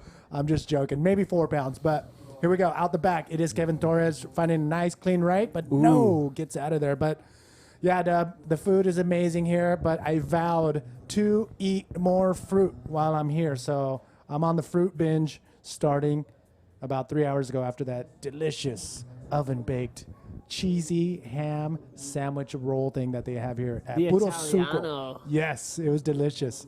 So bring me up to speed. We have only 7 spots from the trials, moving on to the main event. So we got a huge field of trialists here at this event, Manny, and like you said, only 7 of them will be joining the top contenders wildcards, as well as the other top guns who've been slated into the main event. So how stressful is that, though? I mean, it's an elimination round straight from the start. And if you are not in the top 7, you are, that's it. That's it. That's all she wrote. So we've been seeing riders hitting the water in their first heat, getting eliminated from the get-go. And we're going to continue to eliminate rider after rider until we whittle it down to 7. So out of the field of maybe 70 or so trialists, we're going to end up with 7. And so, yeah, it's stressful. It's kind of hectic. And, a lot of these guys, a good chunk of the majority of trialists are from Brazil, but there's a ton of traveling competitors. And some of these guys are seeing their hopes and dreams end in their first heat. Hopefully not for this fella from Chile, Kevin Torres, who's able to get a small roll off on that one. Well, Kevin Torres is doing it right. He's right off the bat with less than 4 minutes have already passed. He has 2 pretty good waves. I mean, they're not high-scoring waves, but they are something that may be contestable at the end of this heat, unless other riders. Yoni Aguirre up and riding. 4.75 was his first wave, and that was nice. Clean, extended roll, and he punches through the whitewash and rolls up onto the sand. So a lot of action on the shoreline, a lot of fans, a lot of supporters, and a lot of people, exercising, enjoying the sunny, warm beaches here of Itacoatiara. Beach soccer Yes. seems to be, or football de praia seems to be just one of the top pastimes for the locals here. And we continue to see soccer balls bouncing in and out of frame. Even when we got the camera zoomed in as tight as it is, we've been seeing the soccer balls just bouncing around all over the beach. And about 80% of those kicking the ball around have zero body fat. A lot of beautiful people here on the beaches of Brazil. So we do have about 15 minutes, 45 seconds remaining. Dub, it's been a pretty spectacular 20 hours, I'll tell you that much, even though I slept 10 of them. That's a lot, though. Yes. Considering. Nah, the flight here was pretty hectic, but everybody's here. Everybody's ready to rock and roll. I saw Jared Houston. He's showing face. Tanner, Ian Campbell, and Louis Finnegan. They're all in the house. I saw... oh, no. You know what I was going to say is we are in the trials. And the defending Itacoatiara PRO champion, Alex Uranga, has actually won an event, I believe, a Reunion Island 2011. I could be wrong, 2012, where he made it through the first heats of the trials and went on to win that event. So anything is possible. It's possible. Alex Uranga, of course, defending champion of the Itacoatiara PRO 2016. So he's going to be holding it down. But like you said, great role model for the trialists who have their eye on the prize. And it's totally possible. And at the bottom of the screen, there's that bouncing ball that we talked about. And it's not somebody playing another game on your computer system, but it is in the foreground, that beautiful beach sport. Yeah, it's pretty awesome. I mean, I've seen the documentary Pele, or maybe it was just a movie, but either way, it was a pretty amazing movie. If you haven't seen it, watch it. Up and riding, Yanni Aguirre. He is looking really good right now with two 4.75 waves, and here he is. Oh, nice extension right there. Can he pull it around? Can he get in front of that whitewash? Ooh. That's going to be a tough one. Tough one. You could see that there was some water kind of fighting against him on that landing.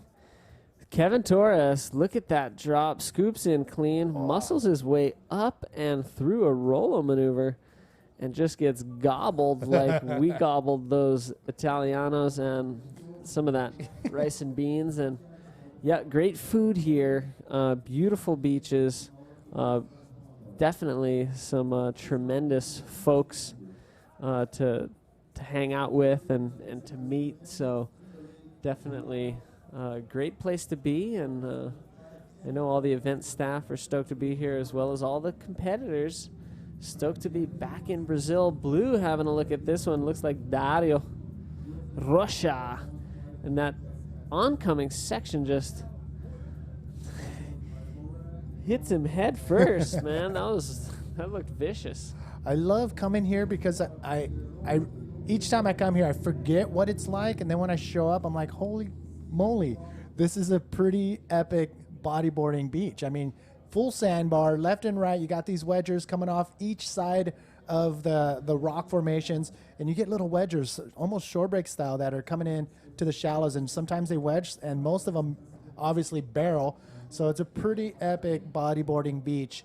And if you ever are in Brazil, make sure you check out Itacoatiara. You'll probably see the likes of Kalani Latanzi, Dudu Pedra, the locals out here just destroying this place. But you can have, some of these perfect little wedgers for yourself. And the water is actually a little chilly, a little on the chilly side at 68 degrees.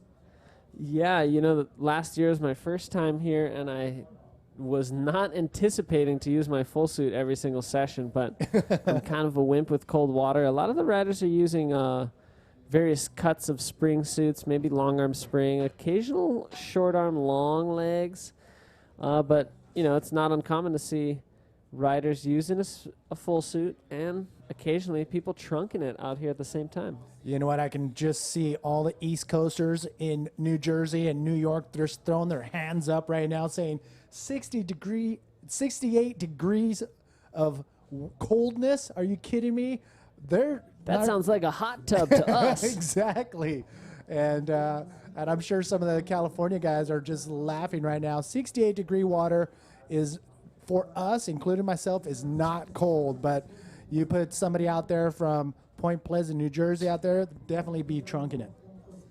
Yeah, be trunking it for sure. Even some of the riders from Northern Cal, up there in Pismo, I'm sure some duck slider Brett Roldan types. Oh, Dr. Brett Roldan. Would be trunking it out there and throwing down the mean drop knee hacks, One of the riders from Argentina, Emiliano Tabare, who could be coming up potentially tomorrow. Great drop near, saying this would be a great venue to have in the drop knee. There's Dario Rocha throwing his first completed maneuver as the soccer guys just keep doing their thing on the shoreline. And Dario seeing if he can get a quick score update. He'll still be needing another score to get ahead of Kevin. And we've got a pretty low-scoring affair so far. But Yoni Aguirre from Peru with a pair of 4.75s. Kevin Torres from Chile. So what is the strategy out here for these conditions? I mean, it's a little bit of a shore breaky wave, but you still have a shoulder, maybe even a ramp on the inside before it shuts down. What's your take on getting those higher scoring points? Well, the best waves we've seen have been, let's take a look at Dario real late, a Rolo attempt there. But some of the best waves we've seen are the ones that are allowing the riders to really gain speed down the line and carve up a sweet bottom turn up to a projected lip maneuver. Those have been the scores into the above average and even some in the excellent range. So they're hard to find, Manny. You know, these waves are really quick. A lot of the riders either have to catch a shoulder or a corner that is quite slow, or they have to find a wave that, you know, they have to get up to the lip immediately because it's basically a closeout. Every once in a while, a wave that allows, you know, a nice drawn-out bottom turn and a nice clean lip maneuver will come through. But again, for strategy for the heat, you know, that's just wave selection. For the heat, I would say stay busy. We've seen some of the riders in previous heats that they don't, you know, catch every single wave that comes in, but they stay fairly active. And so, you know, could be one or all. Wow, if Yoni Aguirre was in there with somebody like yourself with a water camera, you would have nailed that beautiful image there. Yeah, I mean, I was looking in the middle of the day. It was glassy, barreling, and I looked down the beach, and everybody was just getting pitted, and not one water photographer was out in the water, and I was just cringing at, I mean, all the cover shots that could be had out there, but don't know why that is. Well, I saw somebody out there earlier today before you had witnessed that. There was at least one person who went out, but probably for not a very long time. I think it would be exhausting being out there just getting pounded in the shore break because it's probably just a little too deep to be standing up the whole time. Got to be fighting that current. Sometimes the rip current's taking you out. You'd have to be staying right in the zone, just getting pounded. These waves pack a punch, too. So, you know, I think occasionally people do get out there with water shots. We do have a beautiful event poster with the contest promoter, organizer himself, actually, Giuliano Lara. Just a great, beautiful water shot, you know, just rivaling any of the other great venues for water shots like Lovers in Cabo San Lucas. Yeah. Or Keiki over on the North Shore. You know, some of the other great spots for shooting water shots. Oh, you know what? I did bring my my little action sports water camera. I think I'm going to take it out with a couple friends, and you're more than welcome if you want some cover shots. Love to get a cover shot of a electronic magazine. As Manny and I came from a day and age where media was printed and published on something called paper. Not sure if any of you out there in the internet world know what that is, but they used to staple large pieces of paper together, fold them, and call it a magazine. No longer happening really too often these days. Yeah, it's a shame, but those were some pretty epic days. I actually got to run Bodyboarding magazine for a couple years with Simon Ramsey as my immediate boss. Look at this, up and riding. Kevin Torres. Oh, gosh. And he's going to claim that. Hello, doctor. So he went for an invert. Didn't really get projected, but he was able to bring it back around and pull it off. Boy, I hope we get a replay because there was a lot of details I'd love to describe to you about that ride. Hopefully we get it in slow-mo because that was an interesting choice of maneuver. And you know what? I'm backing that. You know, he's got a 3 and a 2.5 for just simple Rolos. So he's trying something variety. different. Throwing in the variety. It's technical. You know, he didn't get a lot of projection, but Yoni Aguirre, our heat leader, screaming down the line with this one. Goes for a no-handed backflip, it looked like. He's still underwater. And there he's gasping for air now. And he's getting back on his craft. So yeah, I mean, I've been out. The last time I was out here was about a year ago for the last event, and man, there is a lot of push, a lot of power behind these little waves. Well, the smaller waves have power, and when he gets bigger, it's pretty meaty. Here's Kevin Torres. He's muscling in. This isn't the invert wave, but here's just a simple roll. Beautiful hair flick. Dives out. I think that was his 2-point ride real early on. Does look like that last invert got him a 5.75, so the variety was there. Technical aspects, you know, he put his hand up. He let everybody know that he was very happy to have landed that maneuver. Didn't want anybody to be confused that that was an accident, what happened in the lip, that he meant to do it. Now he has 4 minutes and 30 seconds to improve on his second of 2 waves, or best waves, that 3.0. And he doesn't need that much, a 3.76 on his next ride to get into that first place spot. But I'm wondering if that invert was actually projected outward into the flats. Here he is, up and riding, Kevin Torres. Well, he's got some speed. He slows it down. Oh Now he my. finds an ARS, and he throws a roll at the end. That was solid. That was solid. That was a good effort. It's going to be better than his 3. It'll probably be enough to overtake Yoni. You know, the only thing that I'd pick apart from it was the arse wasn't with the lip as much as it was just right off of the kind of edge of it, you know? Wasn't a solid projected lip maneuver. It was A little bit more out of the forced. bowl, kind of out of the bowl a little bit. And let's take a look at Dario Rocha. And I think the judges saw what you saw, and that's why they're only giving it a 5.15. Look at this clean barrel. Oh, wow. Freight Dario. trainer. Unfortunately, that shuts down on Dario Rocha. And that is not going to be, you know, I'm sure we've seen a lot of closeout waves today, and they're just giving them 1s, maybe 1.5, depending on how far you drive through the barrel. But those aren't going to be your high-scoring waves. Definitely not. But look at this. Kevin Torres turning around. This thing looks like it could be shaping up. Oh, he goes around that little edge section. Dives out aggressively. But Kevin Torres jumps into that first-place spot with that 5.15. And I don't think they scored that second maneuver after his ARS. Probably incomplete. Think you're probably right on that one. You know, good effort, but didn't really come back ahead of that white water. Yeah, but he is our new heat leader, Kevin Torres. Yoni Aguirre still in an advancing position. Dario Rocha now needing a 6.01. He's got a beautiful head of hair, but hasn't really been able to put a beautiful score on his scorecard thus far. So at least he'll be coming out of the water looking good. We know that. I know we're going to take this, the action of the trials all the way to sunset as we march through the trials. Turning around, taking a look at this. Dario Rocha on a left-hander could be blinded as the sun is just blaring right in through his eyeballs and may have lost contact with the lip and just gets annihilated. All right, incomplete maneuver for our rider in that third place spot.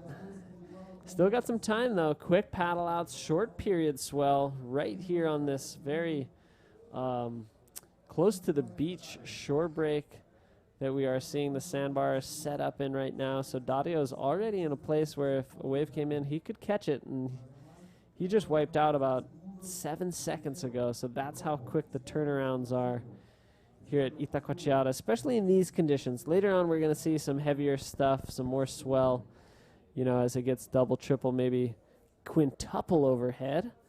And, you know, at that point, we are going to see much longer paddle outs necessary for our riders. But we do have 1 minute remaining in heat number 6 of round number 2.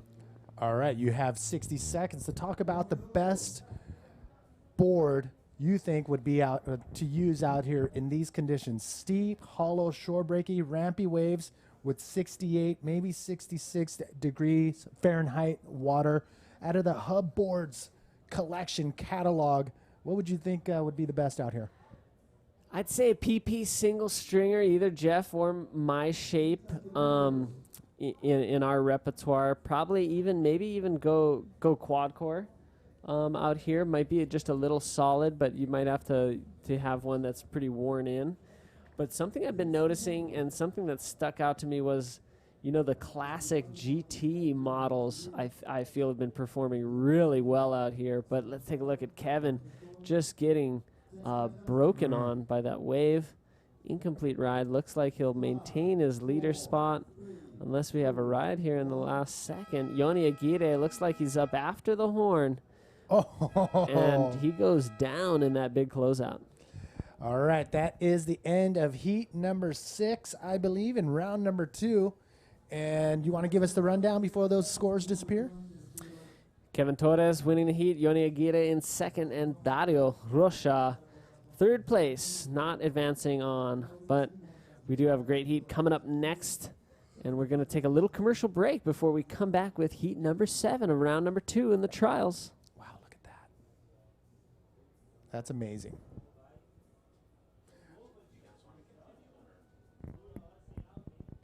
Ter de tudo no seu tablet, TV e celular. Conteúdo pra caramba, o Now tá em todo lugar. Ter ultra velocidade, a banda larga é pra voar. Quem é net faz bonito, tá com tudo pra brilhar. Dá show em toda a tela, isso é multitela, multitele.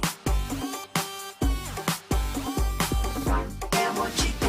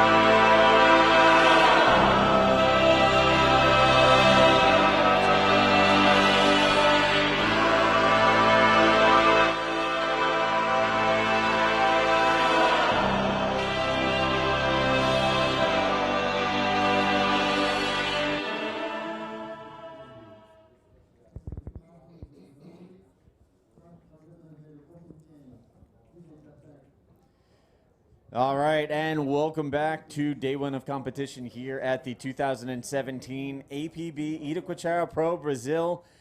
Out in the water right now, we have heat number 7, round 2 of the men's trials. In yellow, we have Gabriel Popo currently leading the way, followed by Luis Salazar in blue, sitting in second. And that man in the red jersey, Andre Luis, currently sitting in third, waiting to get on the board. We already have some waves ridden, Manny. Wow, I don't know how long it's been since I've heard your voice right next to me, but I enjoy it. Nice to have, nice to be back in the booth with you, Uncle Steve. Stoked to be back on the commentary detail for the APB. It's been a while. You know what? If they haven't already talked about it, Steve Action Jackson has left the building. Now we have Uncle Steve Jackson up and riding right now. Popo in yellow, tries to time a kind of a lip maneuver there, but the timing was way off and pressed the eject button. He did. Luis Salazar in blue, up and riding. Luis going for the roll off of that end section as it just shut down, washes up onto the beach, and then promptly ducks through the whitewater. Meanwhile, here we see Andre Luis stalking the lineup, looking to get into position for this right-hander as he scraps into it. Here he goes, Manny up and riding. Throws the roll off of the closeout section, comes out through the whitewater explosion. A quick wave there to get Andre Luis on the scoreboard. Oh, my. So right off the bat, with less than 4 minutes have gone by, and now everybody has that first solid wave under their belt. So far, Popo in yellow, Gabriel Popo, has a 4.0, Luis Salazar 2.75, and Andre may have the highest score so far. All right, so 16 minutes remaining. We've already burned off the first 4 minutes of this 20-minute heat. Just to give you all a quick reminder, 10-wave limit in this 20-minute heat. Top 2 waves will be scored. Top 2 riders will advance on to the next round of men's trials. As we work our way through the field and narrow it down to 7 riders advancing to the main event. And this guy making his case heard right now, Luis Salazar, trying his best to put together some solid waves. Currently sitting in the second spot with a couple of minimal scores as he tries to build upon those and work his way to advancement. So that's the key thing right now, is keep on getting through these heats, because only 7 of the trialists will advance on to the main event. That's where they're gonna face off the top riders in the world here on the first Grand Slam event. And they will be facing off against some pretty weighty conditions swell-wise once we get into next week. If you look at the forecast online for Itacoatiara in Rio de Janeiro, Brazil, the forecast is looking pretty juicy for next week, as they're calling for solid 2-meter-plus surf. You know, you're talking 6 to 8 foot range roughly. And that's Hawaiian. And this place has power. This is one of the great beach breaks in all of Brazil, and it has a reputation for a reason. Yeah, I mean, we were here last year, and some big waves did roll in. And you know what? That's when the top guys, the top pros, that's when they're smiling. That's when they're excited. That's when they feel like they can put what they have in their pocket on the line. Going just absolutely big on some of the big lip maneuvers. Up and riding right here, Andre Luis finding a nice shoulder, little bumpy, trying to get out of that rip current. Finds a little lip section, is able to get under that before he forces everything to get in front of that whitewash. And yes, that is worthy of a claim right there for Andre Luis. How much power did he need to get in front of that whitewash? Trying to push in front of that whitewater. He was kicking with everything he had, I would imagine. And yeah, some tough maneuvering there for Andre Luis. And just to touch back on what you were talking about with the power out here, just to give people a little heads up, yesterday I spoke with last year's winner, Alex Uranga, suffered a neck injury. We'll talk about that more as Gabriel Popo flips it out. Big flip, gets it around clean. That's going to be a big score for Popo. And Gabriel coming to us from São Conrado in Rio de Janeiro. And you know what? This is one of those young guys from here in Brazil, has the backing of Guilherme Tamega by way of GT boards. And you know what? He's making a real name for himself here in Brazil, trying to do so on the international level as well. Yeah, it's pretty awesome to see these trialists come out from all over Brazil to be here and make an impression on the world stage. And a lot of Chileans as well. I mean, I think I talked to Miguel Faldes, and he said there's like 20 Chileans in the event or here on site, but I'm pretty sure they're all competing. So it's going to be pretty awesome to see some of the young guns and even some of the old school guys in the trials going for those 7 spots. Here we see Blue paddling out. He's not going to be able to get in position for this. He'll duck through. Just to continue on what I was mentioning before that last wave exchange, yesterday speaking with, we'll get back to that once more. Yes. Here we have the replay of that last wave from Gabriel Popo. Big flip, clean, gets the rotation around, comes out, very smooth, solid maneuvering there for Gabriel Popo. We'll wait for that score to come in. That should definitely turn things around a little bit.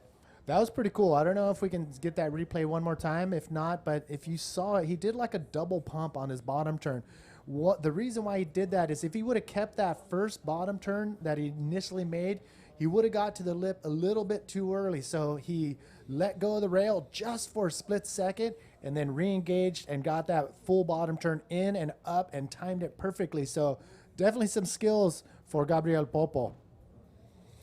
All right, so while we have a quick break in the action, or not, as Gabriel Popo right back to it. Here he is, finding that lip section. Nice, clean roll. I love when they go slow motion, when he hit the lip and they get that nice rotation, and it looks like it goes into slow motion. That was pretty solid roll right there for Gabriel Popo, who's now in that first place spot. Yes, a 7.0 falling into place for Gabriel on his previous wave. Now we'll wait for this other score to come in. He's looking to replace a 4.0 as his backup score and solidify his hold on the lead. Andre Luis, meanwhile, there you see cruising the lineup in the red jersey on the hunt for a 6.01 to take away that top spot. But in the meantime, trying to fend off Luis Salazar, who needs a 6.61 or better if he's going to jump into that second spot and try and advance out as we pretty steadily work our way towards the halfway point here in this heat. Well, it'd be awesome to see a local rider, at least from Brazil, to win this event. Look at this. Nice, clean bottom turn. Oh, it looked like it was going to shape up for a nice, clean barrel, but we didn't see what was on the other side of the screen, as you saw, but it was already shutting down by the time he engaged his rail in the speed line inside of the barrel. So how amazing would it be for a local rider from Itacoatiara or even Brazil to win this event? I tell you what, knowing how passionate and fanatical Brazilians are about their sports, to have one of the local guys from Itacoatiara, or even any Brazilian for that matter, win this event, the crowd would go nuts. Yeah. Plain and simple. I think last year juniors winner. Yes. Yes. Diego Gomez last year winning the Pro Junior. And you know what? The celebration for the Pro Juniors was almost as big as the celebration for the men's Yes, Pro. Yeah. So, I mean, yeah, they definitely have some patriotism when it comes to their own bodyboarders in their own country. And totally possible. I mean, there's a handful of Brazilians that can walk away with the win here if they're focused. And you know what? When these big waves come, it's going to be very awesome to see who will step up. Here we go. Gabriel Popo in yellow. Popo on the left-hander, adjusting his line, kind of roller coastering down the line, trying to set up something, never really lined up for him, so he ducks out on that one. But his previous wave, a 5.40 to go along with his 7, was enough to help improve his score. There's PJ Tartak from Puerto Rico. He is Puerto Rico, I apologize. Making his way down to the water's edge. He's going to be coming up in the next heat.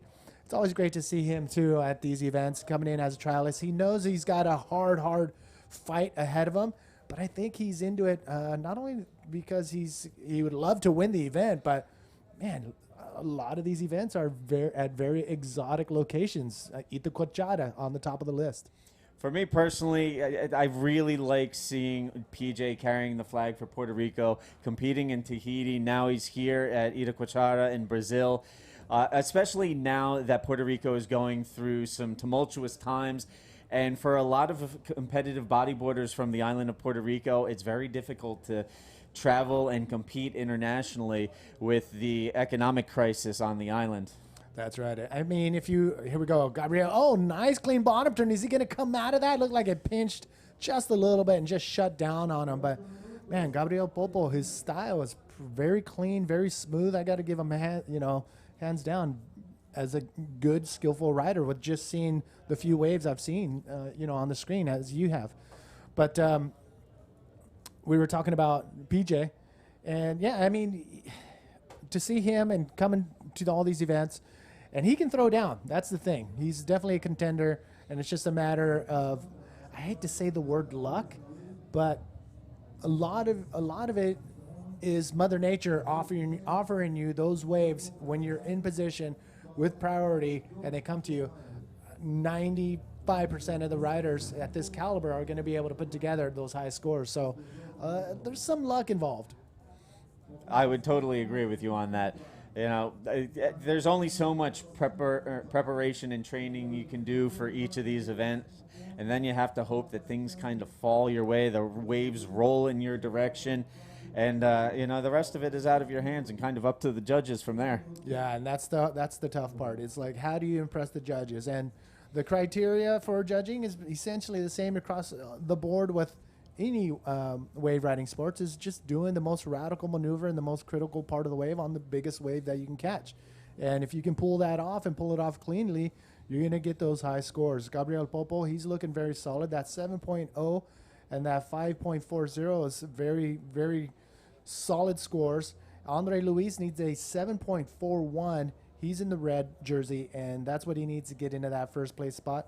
Luis Salazar, he's the one behind the 8 ball. He's in third place. He needs to get into that second place spot. A 6.61 is what he's after to get into that second place spot. Totally doable. As you can see, Gabriel got a 7.0. So those high scores are definitely doable and catchable. It's just a matter of being in the right spot at the right time when that set does roll in. But these waves are amazing. I mean, you can see they just they come out of the deep water, hit the shallow inside, and then just start heaving over. And if you're lucky, you'll get a nice clean shoulder or a wedge that bank off the sides, either on the rock on the is that north or east? It's kind of a northeast direction Or is south. where Castown is. Yeah. Castown is the left-hander. We've mainly been competing at meio, or middle, today with the lefts and the rights. And next week when this new swell comes in, we'll probably be heading down to our alternate tower and competing down at Pompo, which is a nice wedging right-hander down at the other end at the rock formation.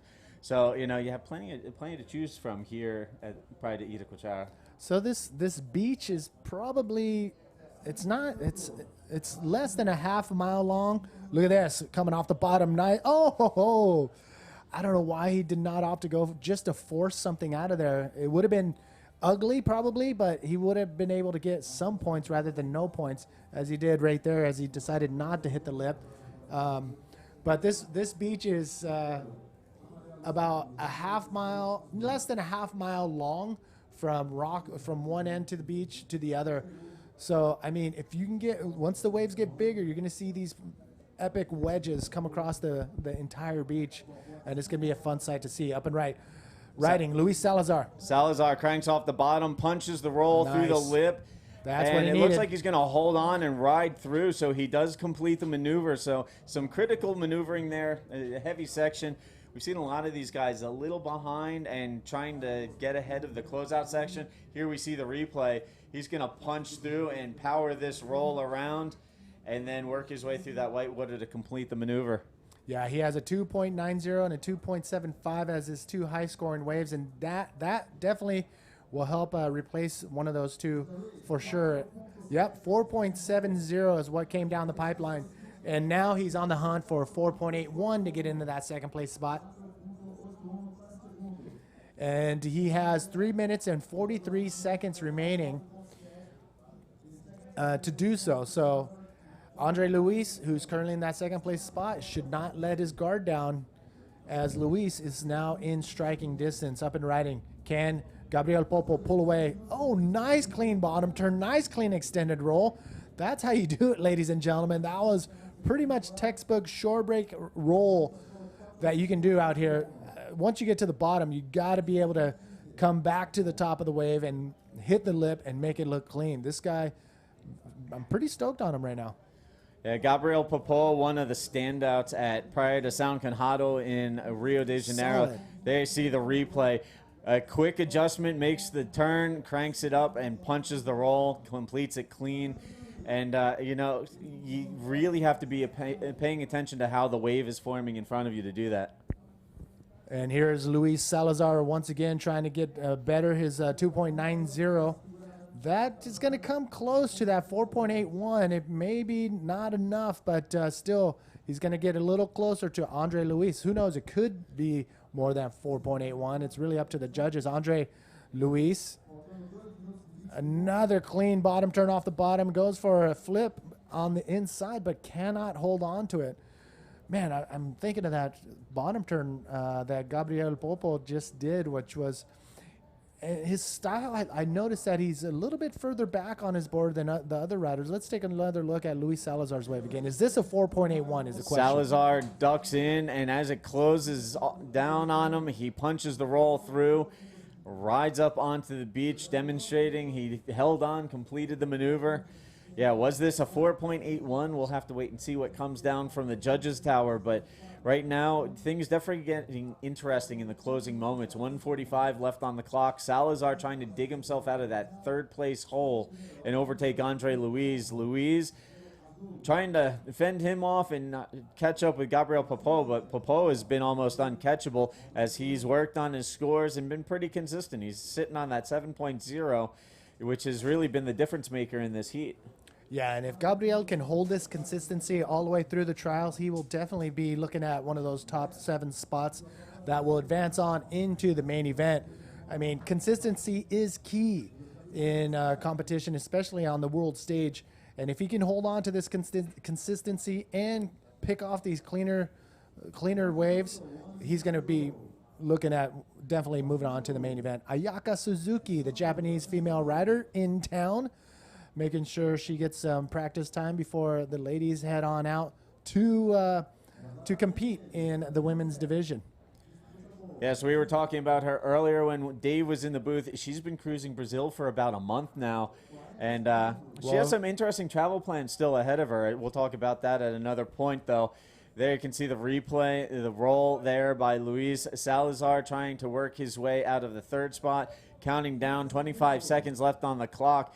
And right now it looks like Gabriel Popó is going to hold on to the lead. Andre Luis looking to hold on to second.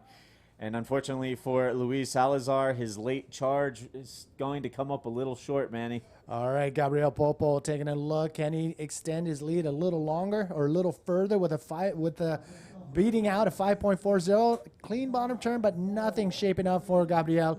And the horn is winding down, and you can hear it in the background, and that is the end of the heat. Gabriel Popó, this guy, very impressive.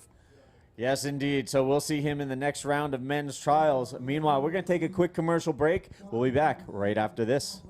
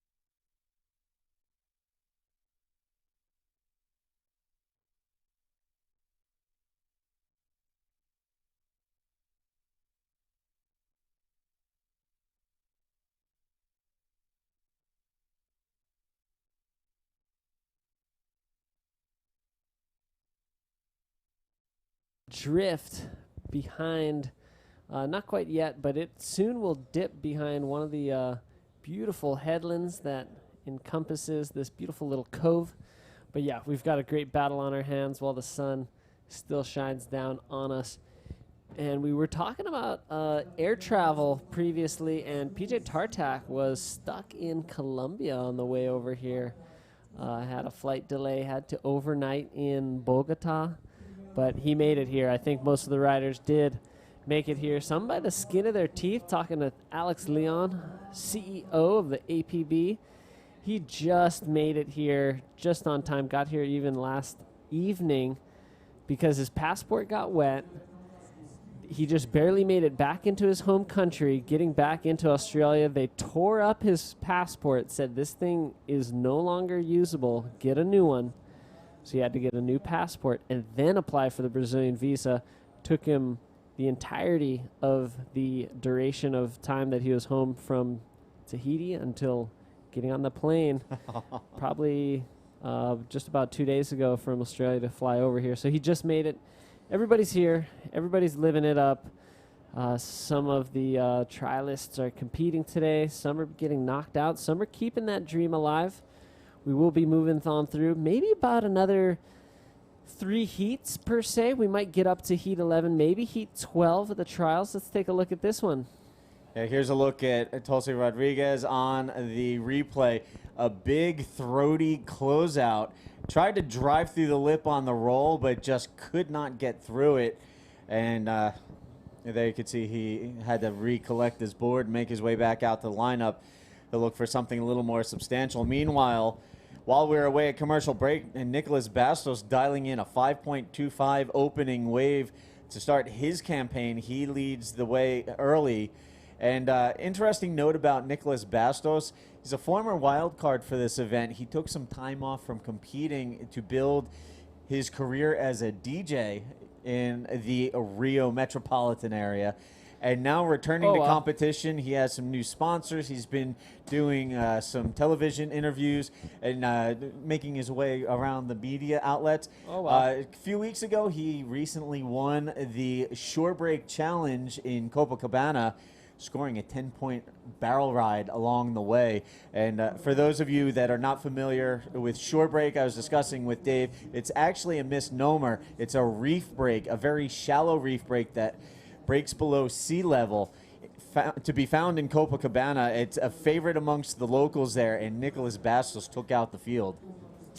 Wow, very interesting few facts there about Nicholas Bastos. Definitely a name a lot of us are familiar with, but now we are understanding why we haven't heard of it recently. Let's take a look at Tulasi Rodriguez, seeing if he can get a second roll in, but just that single roll for him. And he'll paddle back out. So Nicholas Bastos, wow, kind of a bit of a new career path he's choosing to take, but still dabbling in bodyboarding and being very successful. Pretty cool. And here we see a quick replay of Tulasi Rodriguez on that last wave. Nice opening roll. He was looking to back it up with something else. Unfortunately, the wave shut down. Meanwhile, here we go. And Nick Bastos, Nico taking a quick look, opts to duck out on that one.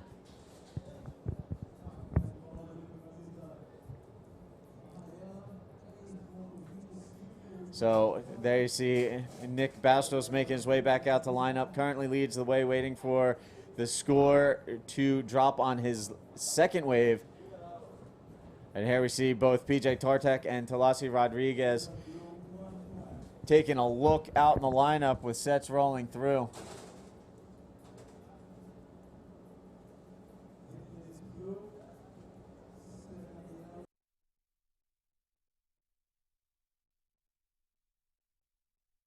And here we go. Tulasi Rodriguez pulls in, and then this thing immediately sections off as he goes for the bottom turn. And he's going to get driven to the bottom on that one. That was uncomfortable looking. Yeah, that was a slammer. And we do have water photographer out in the water now shooting that action sports cam, as it were. And let's see, PJ. PJ's had a quiet start. He's just got a 1-point ride on his scorecard thus far. He's got to be careful not to be too patient, not too selective. We've seen that not work in the favor of riders like Wilder Schultz as well as a few others. It's really important to be selective, but not completely limit yourself from rides. So PJ hopefully will get back on his board and get something under his guns soon here in this heat number 8 of trials, round number 2. So as we continue through the trials, we've seen some interesting performances. Most recently, the previous heat, while Manny Vargas was here, Gabriel Papo dialing in a 7.0 and looking very clean with his lines, his maneuvers. And, we're starting to see some standouts to take note of in the trials. The guys that are able to suss out those bigger scores, the 7s, the 8s, those are the guys that are winning heats impressively and kind of making people take notice as we work our way through the trials. Certainly. Definitely would agree with you there, Steve, as, it is tricky. There's tricky conditions, but it's the same opportunities for everybody. There we see Blue not making it around that one. Boy, PJ had his eye on that one, but it was Bastos who ended up giving that one a run for its money, and at the same time kept PJ from attacking that left-hander section. But yeah, as we see the riders who are able to find those scores, the cream kind of continues to rise to the top as we continue to churn up the trials and process all these trialists looking to see the advancing 7. We will likely get there tomorrow, completing off the trials, placing our field into the main event, looking like potentially even running some pro juniors and women's maybe on Saturday. So pretty exciting stuff. It's all really coming to a head and really starting to form up. Even though it is just day 1, we're starting to get a clearer picture of what may transpire here at the Itacoatiara PRO 2017. And trials. 3-man heats, 20 minutes long, no priority. So the priority system is not yet being used. I'm not sure if it'll be engaged later on in the trials or if that's something that will be reserved for the main events in the men's, women's, and pro juniors division. But so far today, no trials heat has had priority system. So everybody having to wait their turn, hold their positions, be mindful of who's deeper than them, and making sure not to drop in on their fellow competitors. Yep, that will result in an interference and a triangle. Nicholas Bastos trying to scream around that section. Wow, just a little too deep. Looked like that was another one of those left-handers that PJ was kind of sitting on earlier in the heat, but he has moved. He's up and riding now. Real bumpy, frothy one. Does get up for a clean roll. He completes it. Doesn't ride it very far after the completion, but I think he'll still garnish a few points from that one. And he needed that, I would say, to stay alive. Even though we're in the first half of this heat, you really need to get on the board and kind of stake a claim at some points, within the first half of the heat. Now we're going to have the next 10 minutes for all of these riders to catch at least their second scoring wave. And it'll be interesting to see which 2 riders wind up on top. Here's PJ on the replay. You can see driving down the line, a lot of foam on the face, still manages to find a nice critical section to throw the roll off of, completes the maneuver, and does ride out a little bit before ducking out through the whitewater. So I agree with Dave's assumption there. I think that'll be a complete maneuver. Just waiting for the scores to come down. We're already past the halfway mark, down to 9:15 left on the clock in this 20-minute heat. And things have started out pretty quick, and then it's been spread out fairly evenly since with the action out in the water. Nicholas Bastos still sitting in the lead on the strength of that 5.25 opening wave. He is followed by Talasi Rodriguez, who needs a 3-point situation change mid-sentence. PJ Tartak, a 4.0 on that last wave, enough to move him into the second spot. Now trying to hold off Talasi Rodriguez, who still only needs a minimal score of a 1.76. Yeah, so this is interesting, and we're, again, starting to see this really take shape with 8.5 minutes remaining. Final glimmers of sun as it is starting to disappear beneath the headland to our right. The headland to our left, a costal, I believe they call it. Costal. And is there a name for the one to our right that encloses? Touched upon this earlier, Costal, and then where most of our competition is being held today is called Meo, or the middle, and then down at the opposite end of the beach is Pompu, the right-hander. Here we got a beautiful shot. So final rays of sun before on the right hand of your screen. That's where the sun is starting to dip beneath that right-hand headland. But there's the beautiful beach of Itacoatiara, beautiful cove. And let's take a look at PJ. He's up and riding, gets a nice clean roll. He wants to milk something else, but the wave fizzles out. 226 will get him into the lead and move him a little further ahead of Tulasi Rodriguez, who's hot on his heels. And looks like we're really starting to see this heat shape up. And Bastos and Tulasi are going to need to get back in motion because PJ making a mid-heat swing. And there we see shadows already falling on the south end of the beach. Yes. Got it. Yeah, and as you can see the panning view here, wide open. This place picks up pretty much every swell. So there's a reason why this wave is so consistent here. Wide open to the Atlantic, just waiting for swell lines to roll through, Dave. Beautiful. We love it here. PJ Tartak up and riding again. Jostles himself off of that one. And we got Bastos off the back. And no ride from Tulasi or Nicholas. Here's a little look at the replay. We're going to see PJ pump, use neck undulations, and then just erratically exit that wave. There he's duck diving. And we're going to see the primary colors, blue, yellow, and red, start huddling up with about 6 minutes remaining.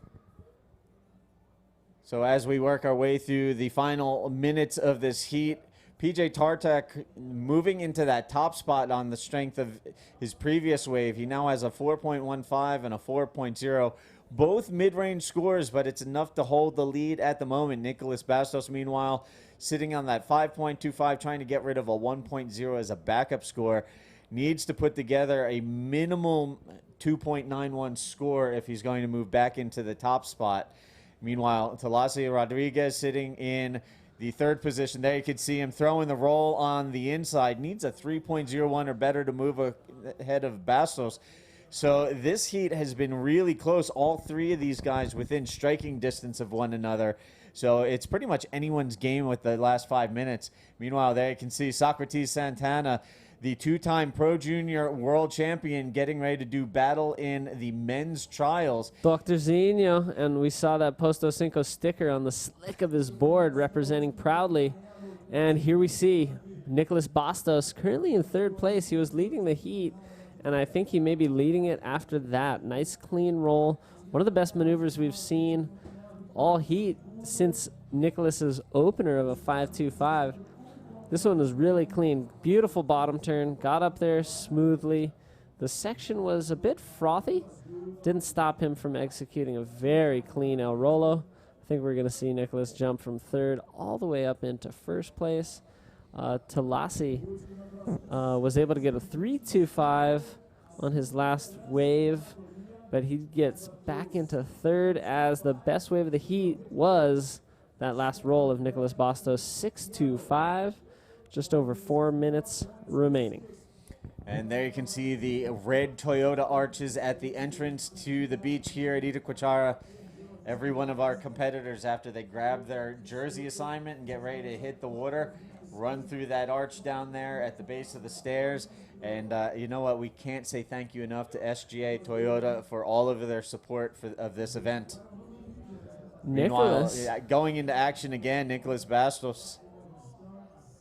The young DJ getting 2 rolls in on that one, and we can see now the transition is starting to occur as the light slips away from this beautiful Brazilian day.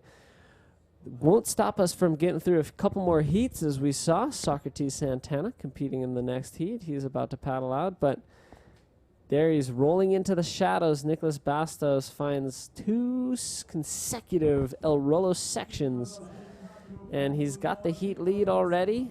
See if that puts a little more distance between him and PJ and Tulasi.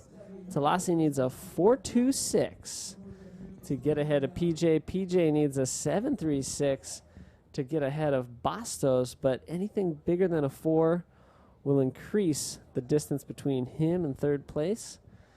And so that's the operation desired for PJ in the next 3 minutes, as we see red and yellow starting to get a little tussled up there, kind of colliding in the paddling realms. No contact, of course, but just starting to look for similar waves. Interesting dynamic to the positioning. It really plays a huge part, especially in this shore break venue of Itacoatiara. It's interesting to note that with no priority in these trials heats, it's surprising that we haven't seen any paddling interferences or drop-ins out there. Usually when there's no priority, you see a lot of hassling out in lineup. That's actually why priority was developed, to cut down on the issues of non-priority heats, like paddle battling, hassling, drop-ins. Snaking and the sort, yeah. All of that.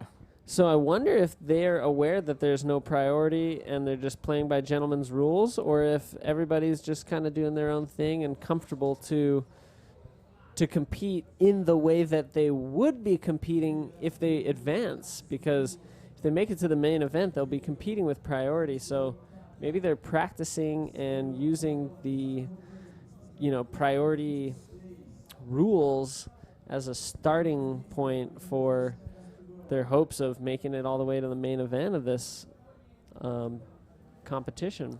Well, personally, as a bodyboarder, I would hope that after so many years of using the priority system, that it's somewhat ingrained in people and they realize they don't want to revert to old bad habits. So even if there's no priority out in the water, keep it clean. Yeah, and I mean, these guys are keeping it pretty clean, it seems. Pretty cooperative with each other. We do see good sportsmanship, which is very common in bodyboarding. Typically, everybody's pretty good sports, and we're gonna see, the just under a minute remaining. What transpires between yellow and red? PJ is relying to keep a 4.26. Oh, it looks like Tulasi up and riding, gets one roll. If he gets another, it could spell trouble for PJ. Incomplete on the second attempt. Don't think that's going to be the 4.26 he needs. It might be close. And just a few seconds remaining at this stage. It's looking likely for Nicolas Bastos and PJ Tartak to be moving on through. But potentially you'll have to wait for the official results on that one. But we will be taking it to a commercial break. Please stay tuned.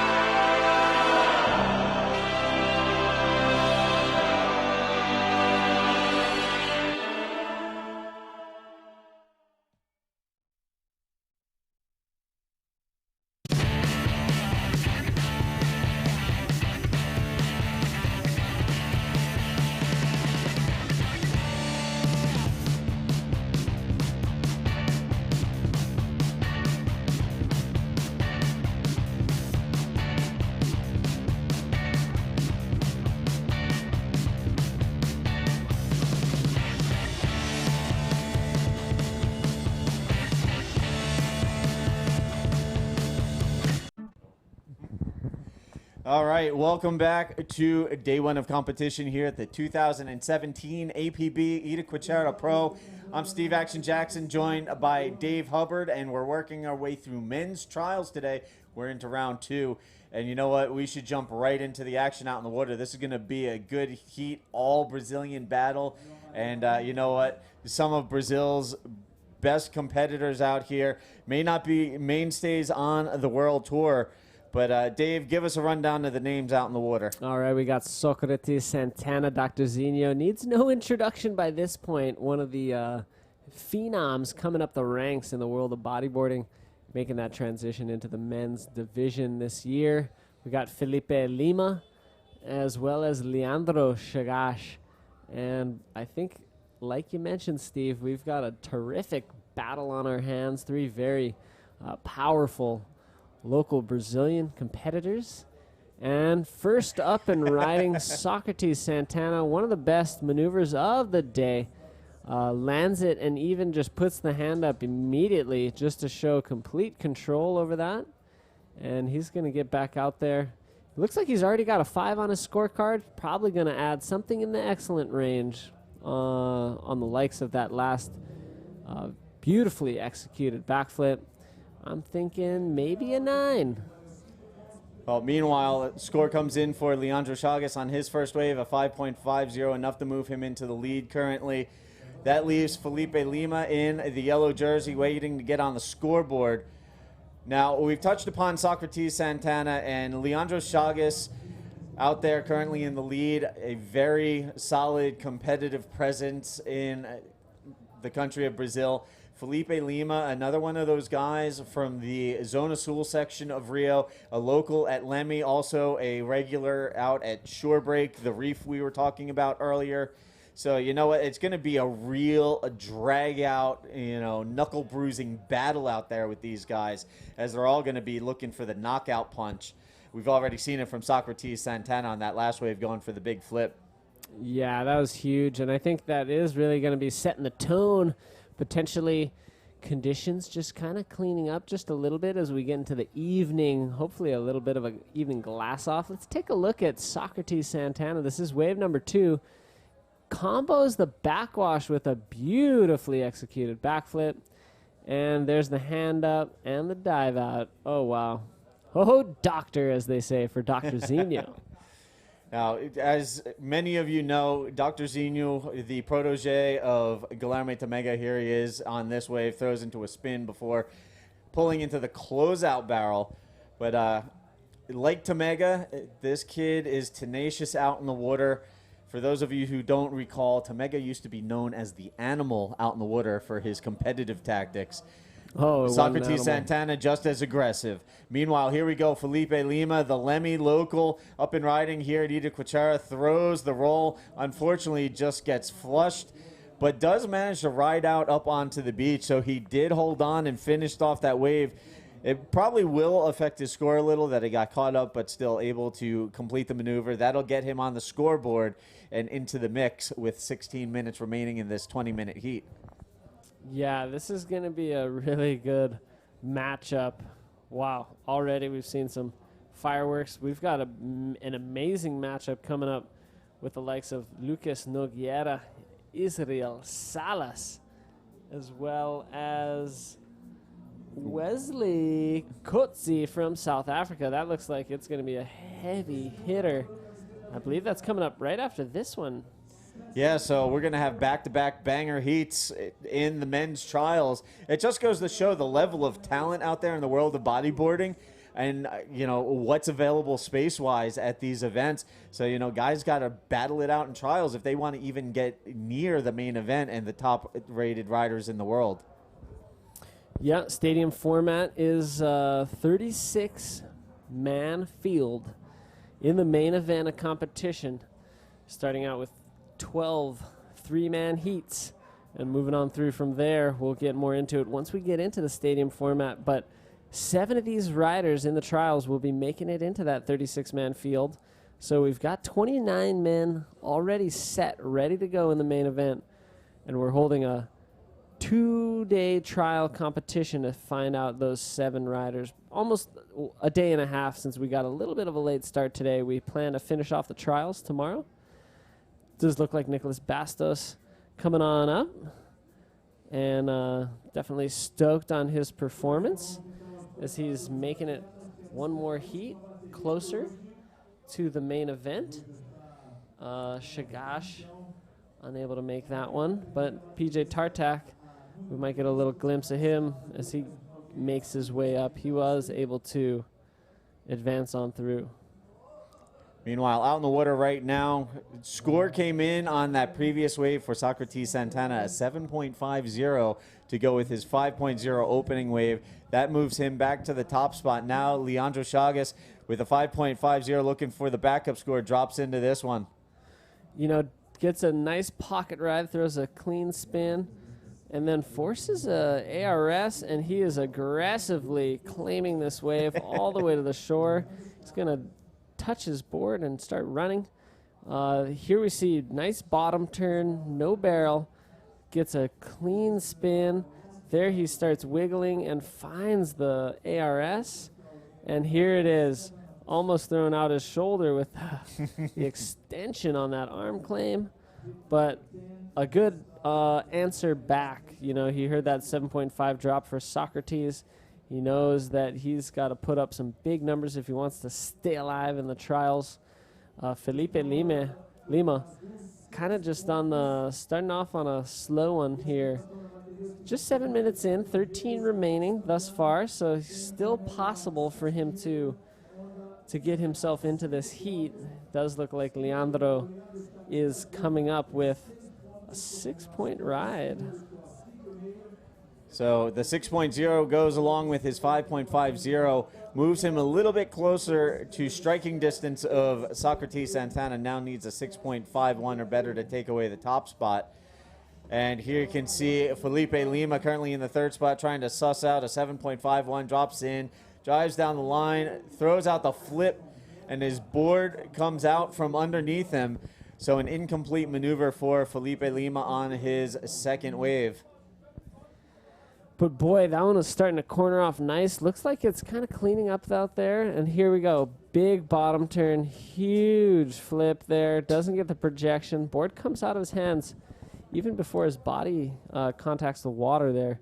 And Socrates up on a right-hander. So just getting the official announcement. Does look like this. Heat in the water will conclude today's trials competition.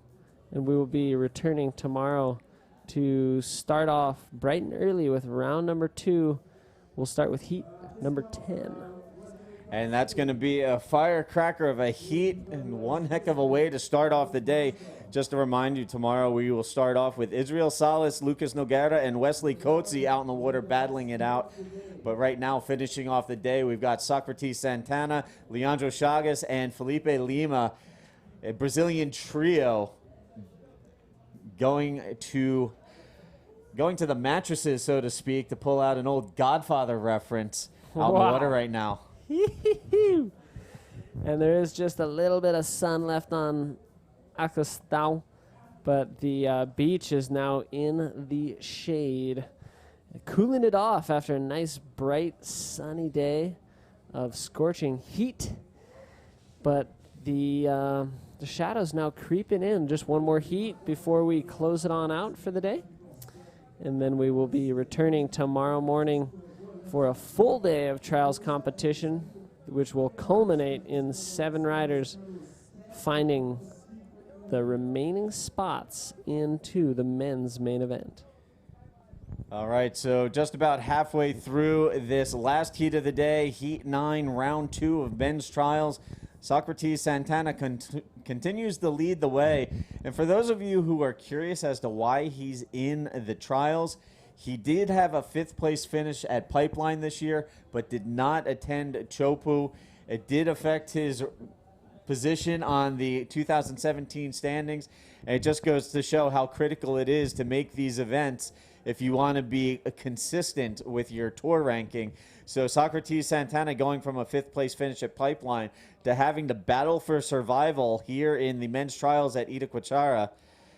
Currently holding on to that lead, but he's got a couple of hard-charging Brazilians on his tail that he's going to need to fend off. Leandro Chagas only needs a 6.51 to take the top spot, and Felipe Lima needs a more sizable 7.51 to jump ahead of Leandro and advance out. But both of these guys very much capable of dialing up some big scores when they really need it.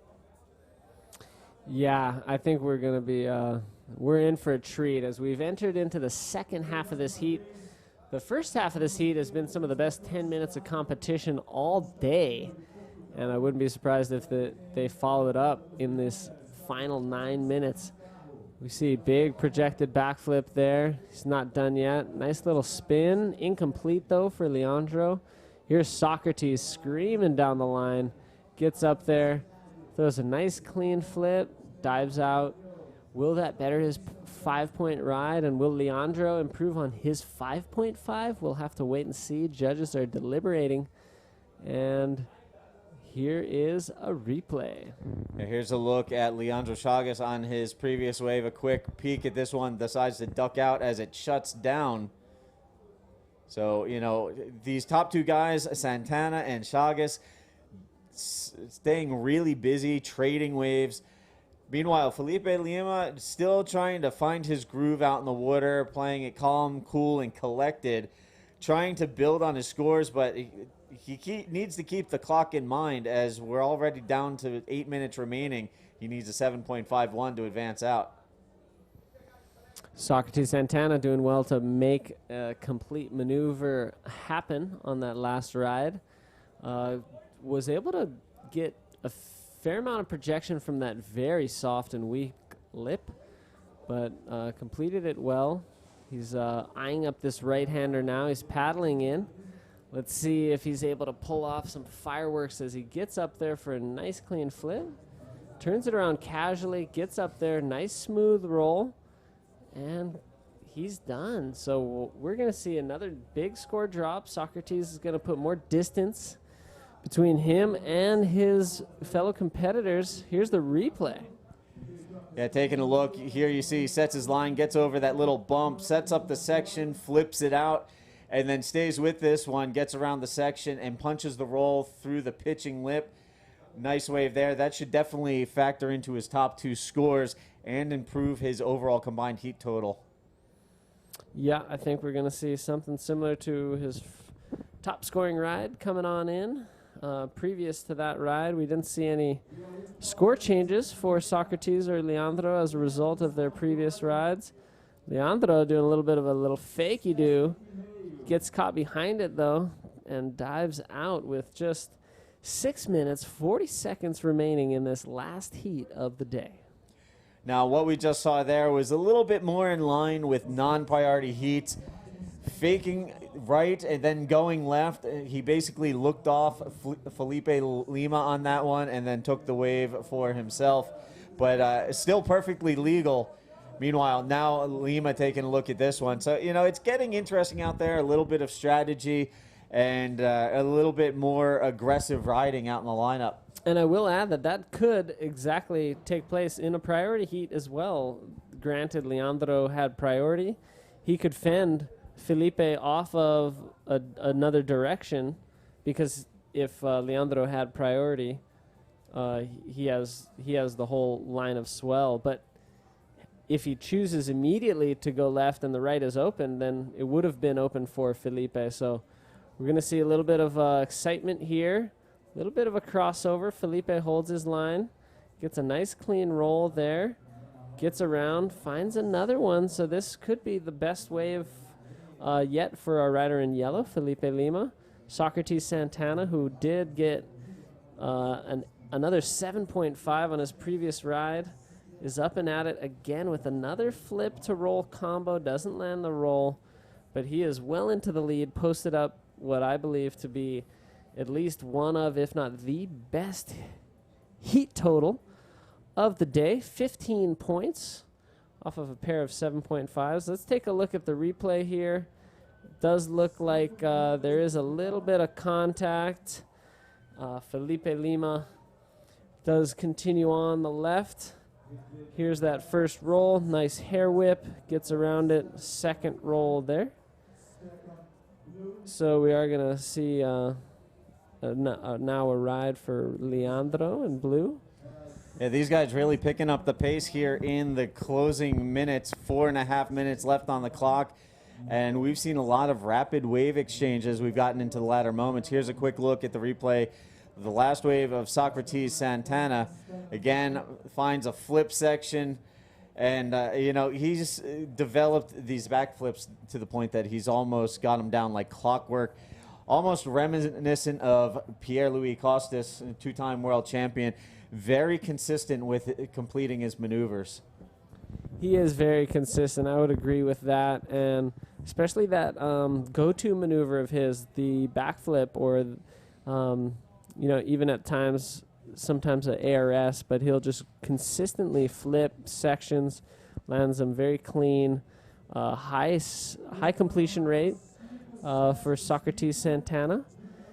And we are seeing some scores drop in, so that two-roll wave of Felipe Lima, 5.75, does look like it will be counting, which would be a telltale sign that there was no interference on that wave.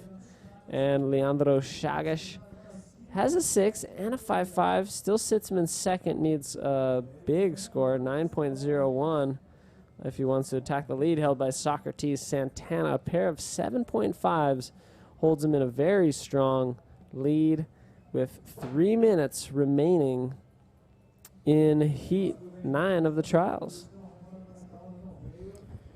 All right, counting down, 3 minutes remaining. There you can see in blue, Leandro Chagas currently sitting in second, trying to hold off this man. The man in the yellow jersey, Felipe Lima, trying to dial up a 5.76 or better with less than 3 minutes on the clock to overtake Leandro for that advancing position. And here we go. Leandro taking a look, decides to pull back before spending his time and energy on that wave, which shut down. And now it looks like he's headed over towards Felipe Lima. 2.5 minutes remaining, and these guys are probably going to shadow each other for the remainder of this heat. Yeah, I wouldn't be surprised, because the battle really is between those two riders for advancing in second spot. Felipe Lima comboed out of first place. Leandro Chagas pretty close to a combo situation. Needs a 9.01, which more realistically could be found in just getting 2 new rides instead of searching for that elusive perfect score, basically, that he would need. I think a 9.01 would be the best score of the day if he were to find it. So for the next 2 minutes, the battle is on screen between yellow and blue. Let's take a look at this one. Looks like Leandro starts up first, but both riders yield to each other. No rides for either. 1:35 left on the clock, and these two continue to trail each other while Socrates Santana continues to stay busy. He's got a pretty strong hold on the lead, but not sitting idle out in the lineup. And meanwhile, here we go. Bit of a paddle battle, and I'm going to go so far as to say that'll probably draw an interference. Yeah, it was clear that somebody interfered with somebody else on that one. A bit of soccer drama. I think there was quite a bit of acting going on that one. We're going to see the replay as blue just really kind of swims underwater. Yellow did change directions after he was initially paddling to the left, and maybe blue swam underwater and bit the leg of yellow, and that's why yellow raised his arm. I mean, I'm not really sure. I haven't seen the tactic that blue pulled out too often. I mean, he really just kind of came off of his board, may have touched yellow. Yellow's now up and riding on the wave, puts his arm up, definitely drawing the call. If yellow hadn't put his arm up, he might not have pushed the position far enough to draw a call. It could have gone like the previous altercation, and there could have been no call. Anyways, yellow catches that last wave of the heat, gets a roll, gets a hair flip. I don't think it's going to change the situation. Even if Leandro is penalized, I kind of doubt that he will have been deemed to have interfered with Felipe on that wave. We will just kind of have to wait and see. This is the last wave. Yeah, here's a look at the replay. That last wave for Felipe Lima hits the roll off the closeout section and then rides into the beach as the horn sounded. And again, just kind of waiting to see if there was any kind of interference call between Chagas and Lima, if it will affect the situation any. But the clear-cut winner in that, obviously, was Socrates Santana. He avoided the drama with the other two riders. He put together a couple of solid scores and one of the highest heat totals of the day. And he will win the heat and advance on to the next round of men's trials. So, exciting day of trials competition comes to an end. Round number 2, heat number 9 finishes off with Socrates Santana with a strong lead over the field. And at this point, it does seem that Leandro is also advancing on. Rider on screen, Felipe Lima, potentially eliminated. Still waiting to see if there was an interference call. But one thing is for certain, tomorrow, trials. Round number 2, heat number 10 will kick us off. Hoping for an 8 a.m. start, local Brazilian time, as we see the riders make their way up from the last heat. Plenty of soccer still being played, plenty of smartphones being pulled out for selfies with the contestants. And still a beautiful afternoon here in Brazil. Yeah, we've still got a little daylight as we come to the end of another great day here in Itacoatiara, day 1 of competition. So it'll be interesting to see what unfolds in the remainder of the trials. There you can see a visibly upset Felipe Lima. Again, having a little bit of a run-in with Leandro Chagas at the end of that heat. Both of those guys battling it out at the end. Chagas trying to hold on to that second spot. Felipe Lima trying to battle his way into an advancing position, and those guys crossed paths at the end of the heat. Felipe Lima a little upset. Leandro Chagas doing his best impersonation of a seal on that last altercation. Totally. So, things got interesting, a little bit of drama there at the end, but still a great conclusion, a solid performance from Socrates Santana, and some really impressive performances throughout the course of the men's trials today. It'll be interesting to see where we pick up and how we progress tomorrow. Oh yeah, I'll expect some terrific riding tomorrow. Some more fireworks from some of our trialists as they make their way into the main event. One thing I will point out is that Leandro did surf to advance through that heat. He posted up the scores necessary to finish in second place, and I'm glad that no tomfoolery counted against either rider was able to change what the results of the scores from the riders themselves were able to produce. So first and second going to Socrates and Leandro respectively. I feel that both of those riders earned that, and we are seeing an interference drop for Felipe Lima, and he will be docked for half of his second scoring ride towards his total. So he was not in an advancing position anyways, and so he will be eliminated from the trials competition. So, and Steve, I will say that I think it was his redirection. I think if he would have maintained on that left direction, that he would have, the decision may have been different. But because he changed directions and basically just went straight with his arm up, tough call. All right, so you know what? With that said, we're going to wrap things up here on day 1 of competition. I'm Steve Jackson, joined by Dave Hubbard. We will see you tomorrow. Be sure to stay tuned to apbtour.com for all the latest news, highlights, updates, and live webcast coverage of this event. Until tomorrow, we're out.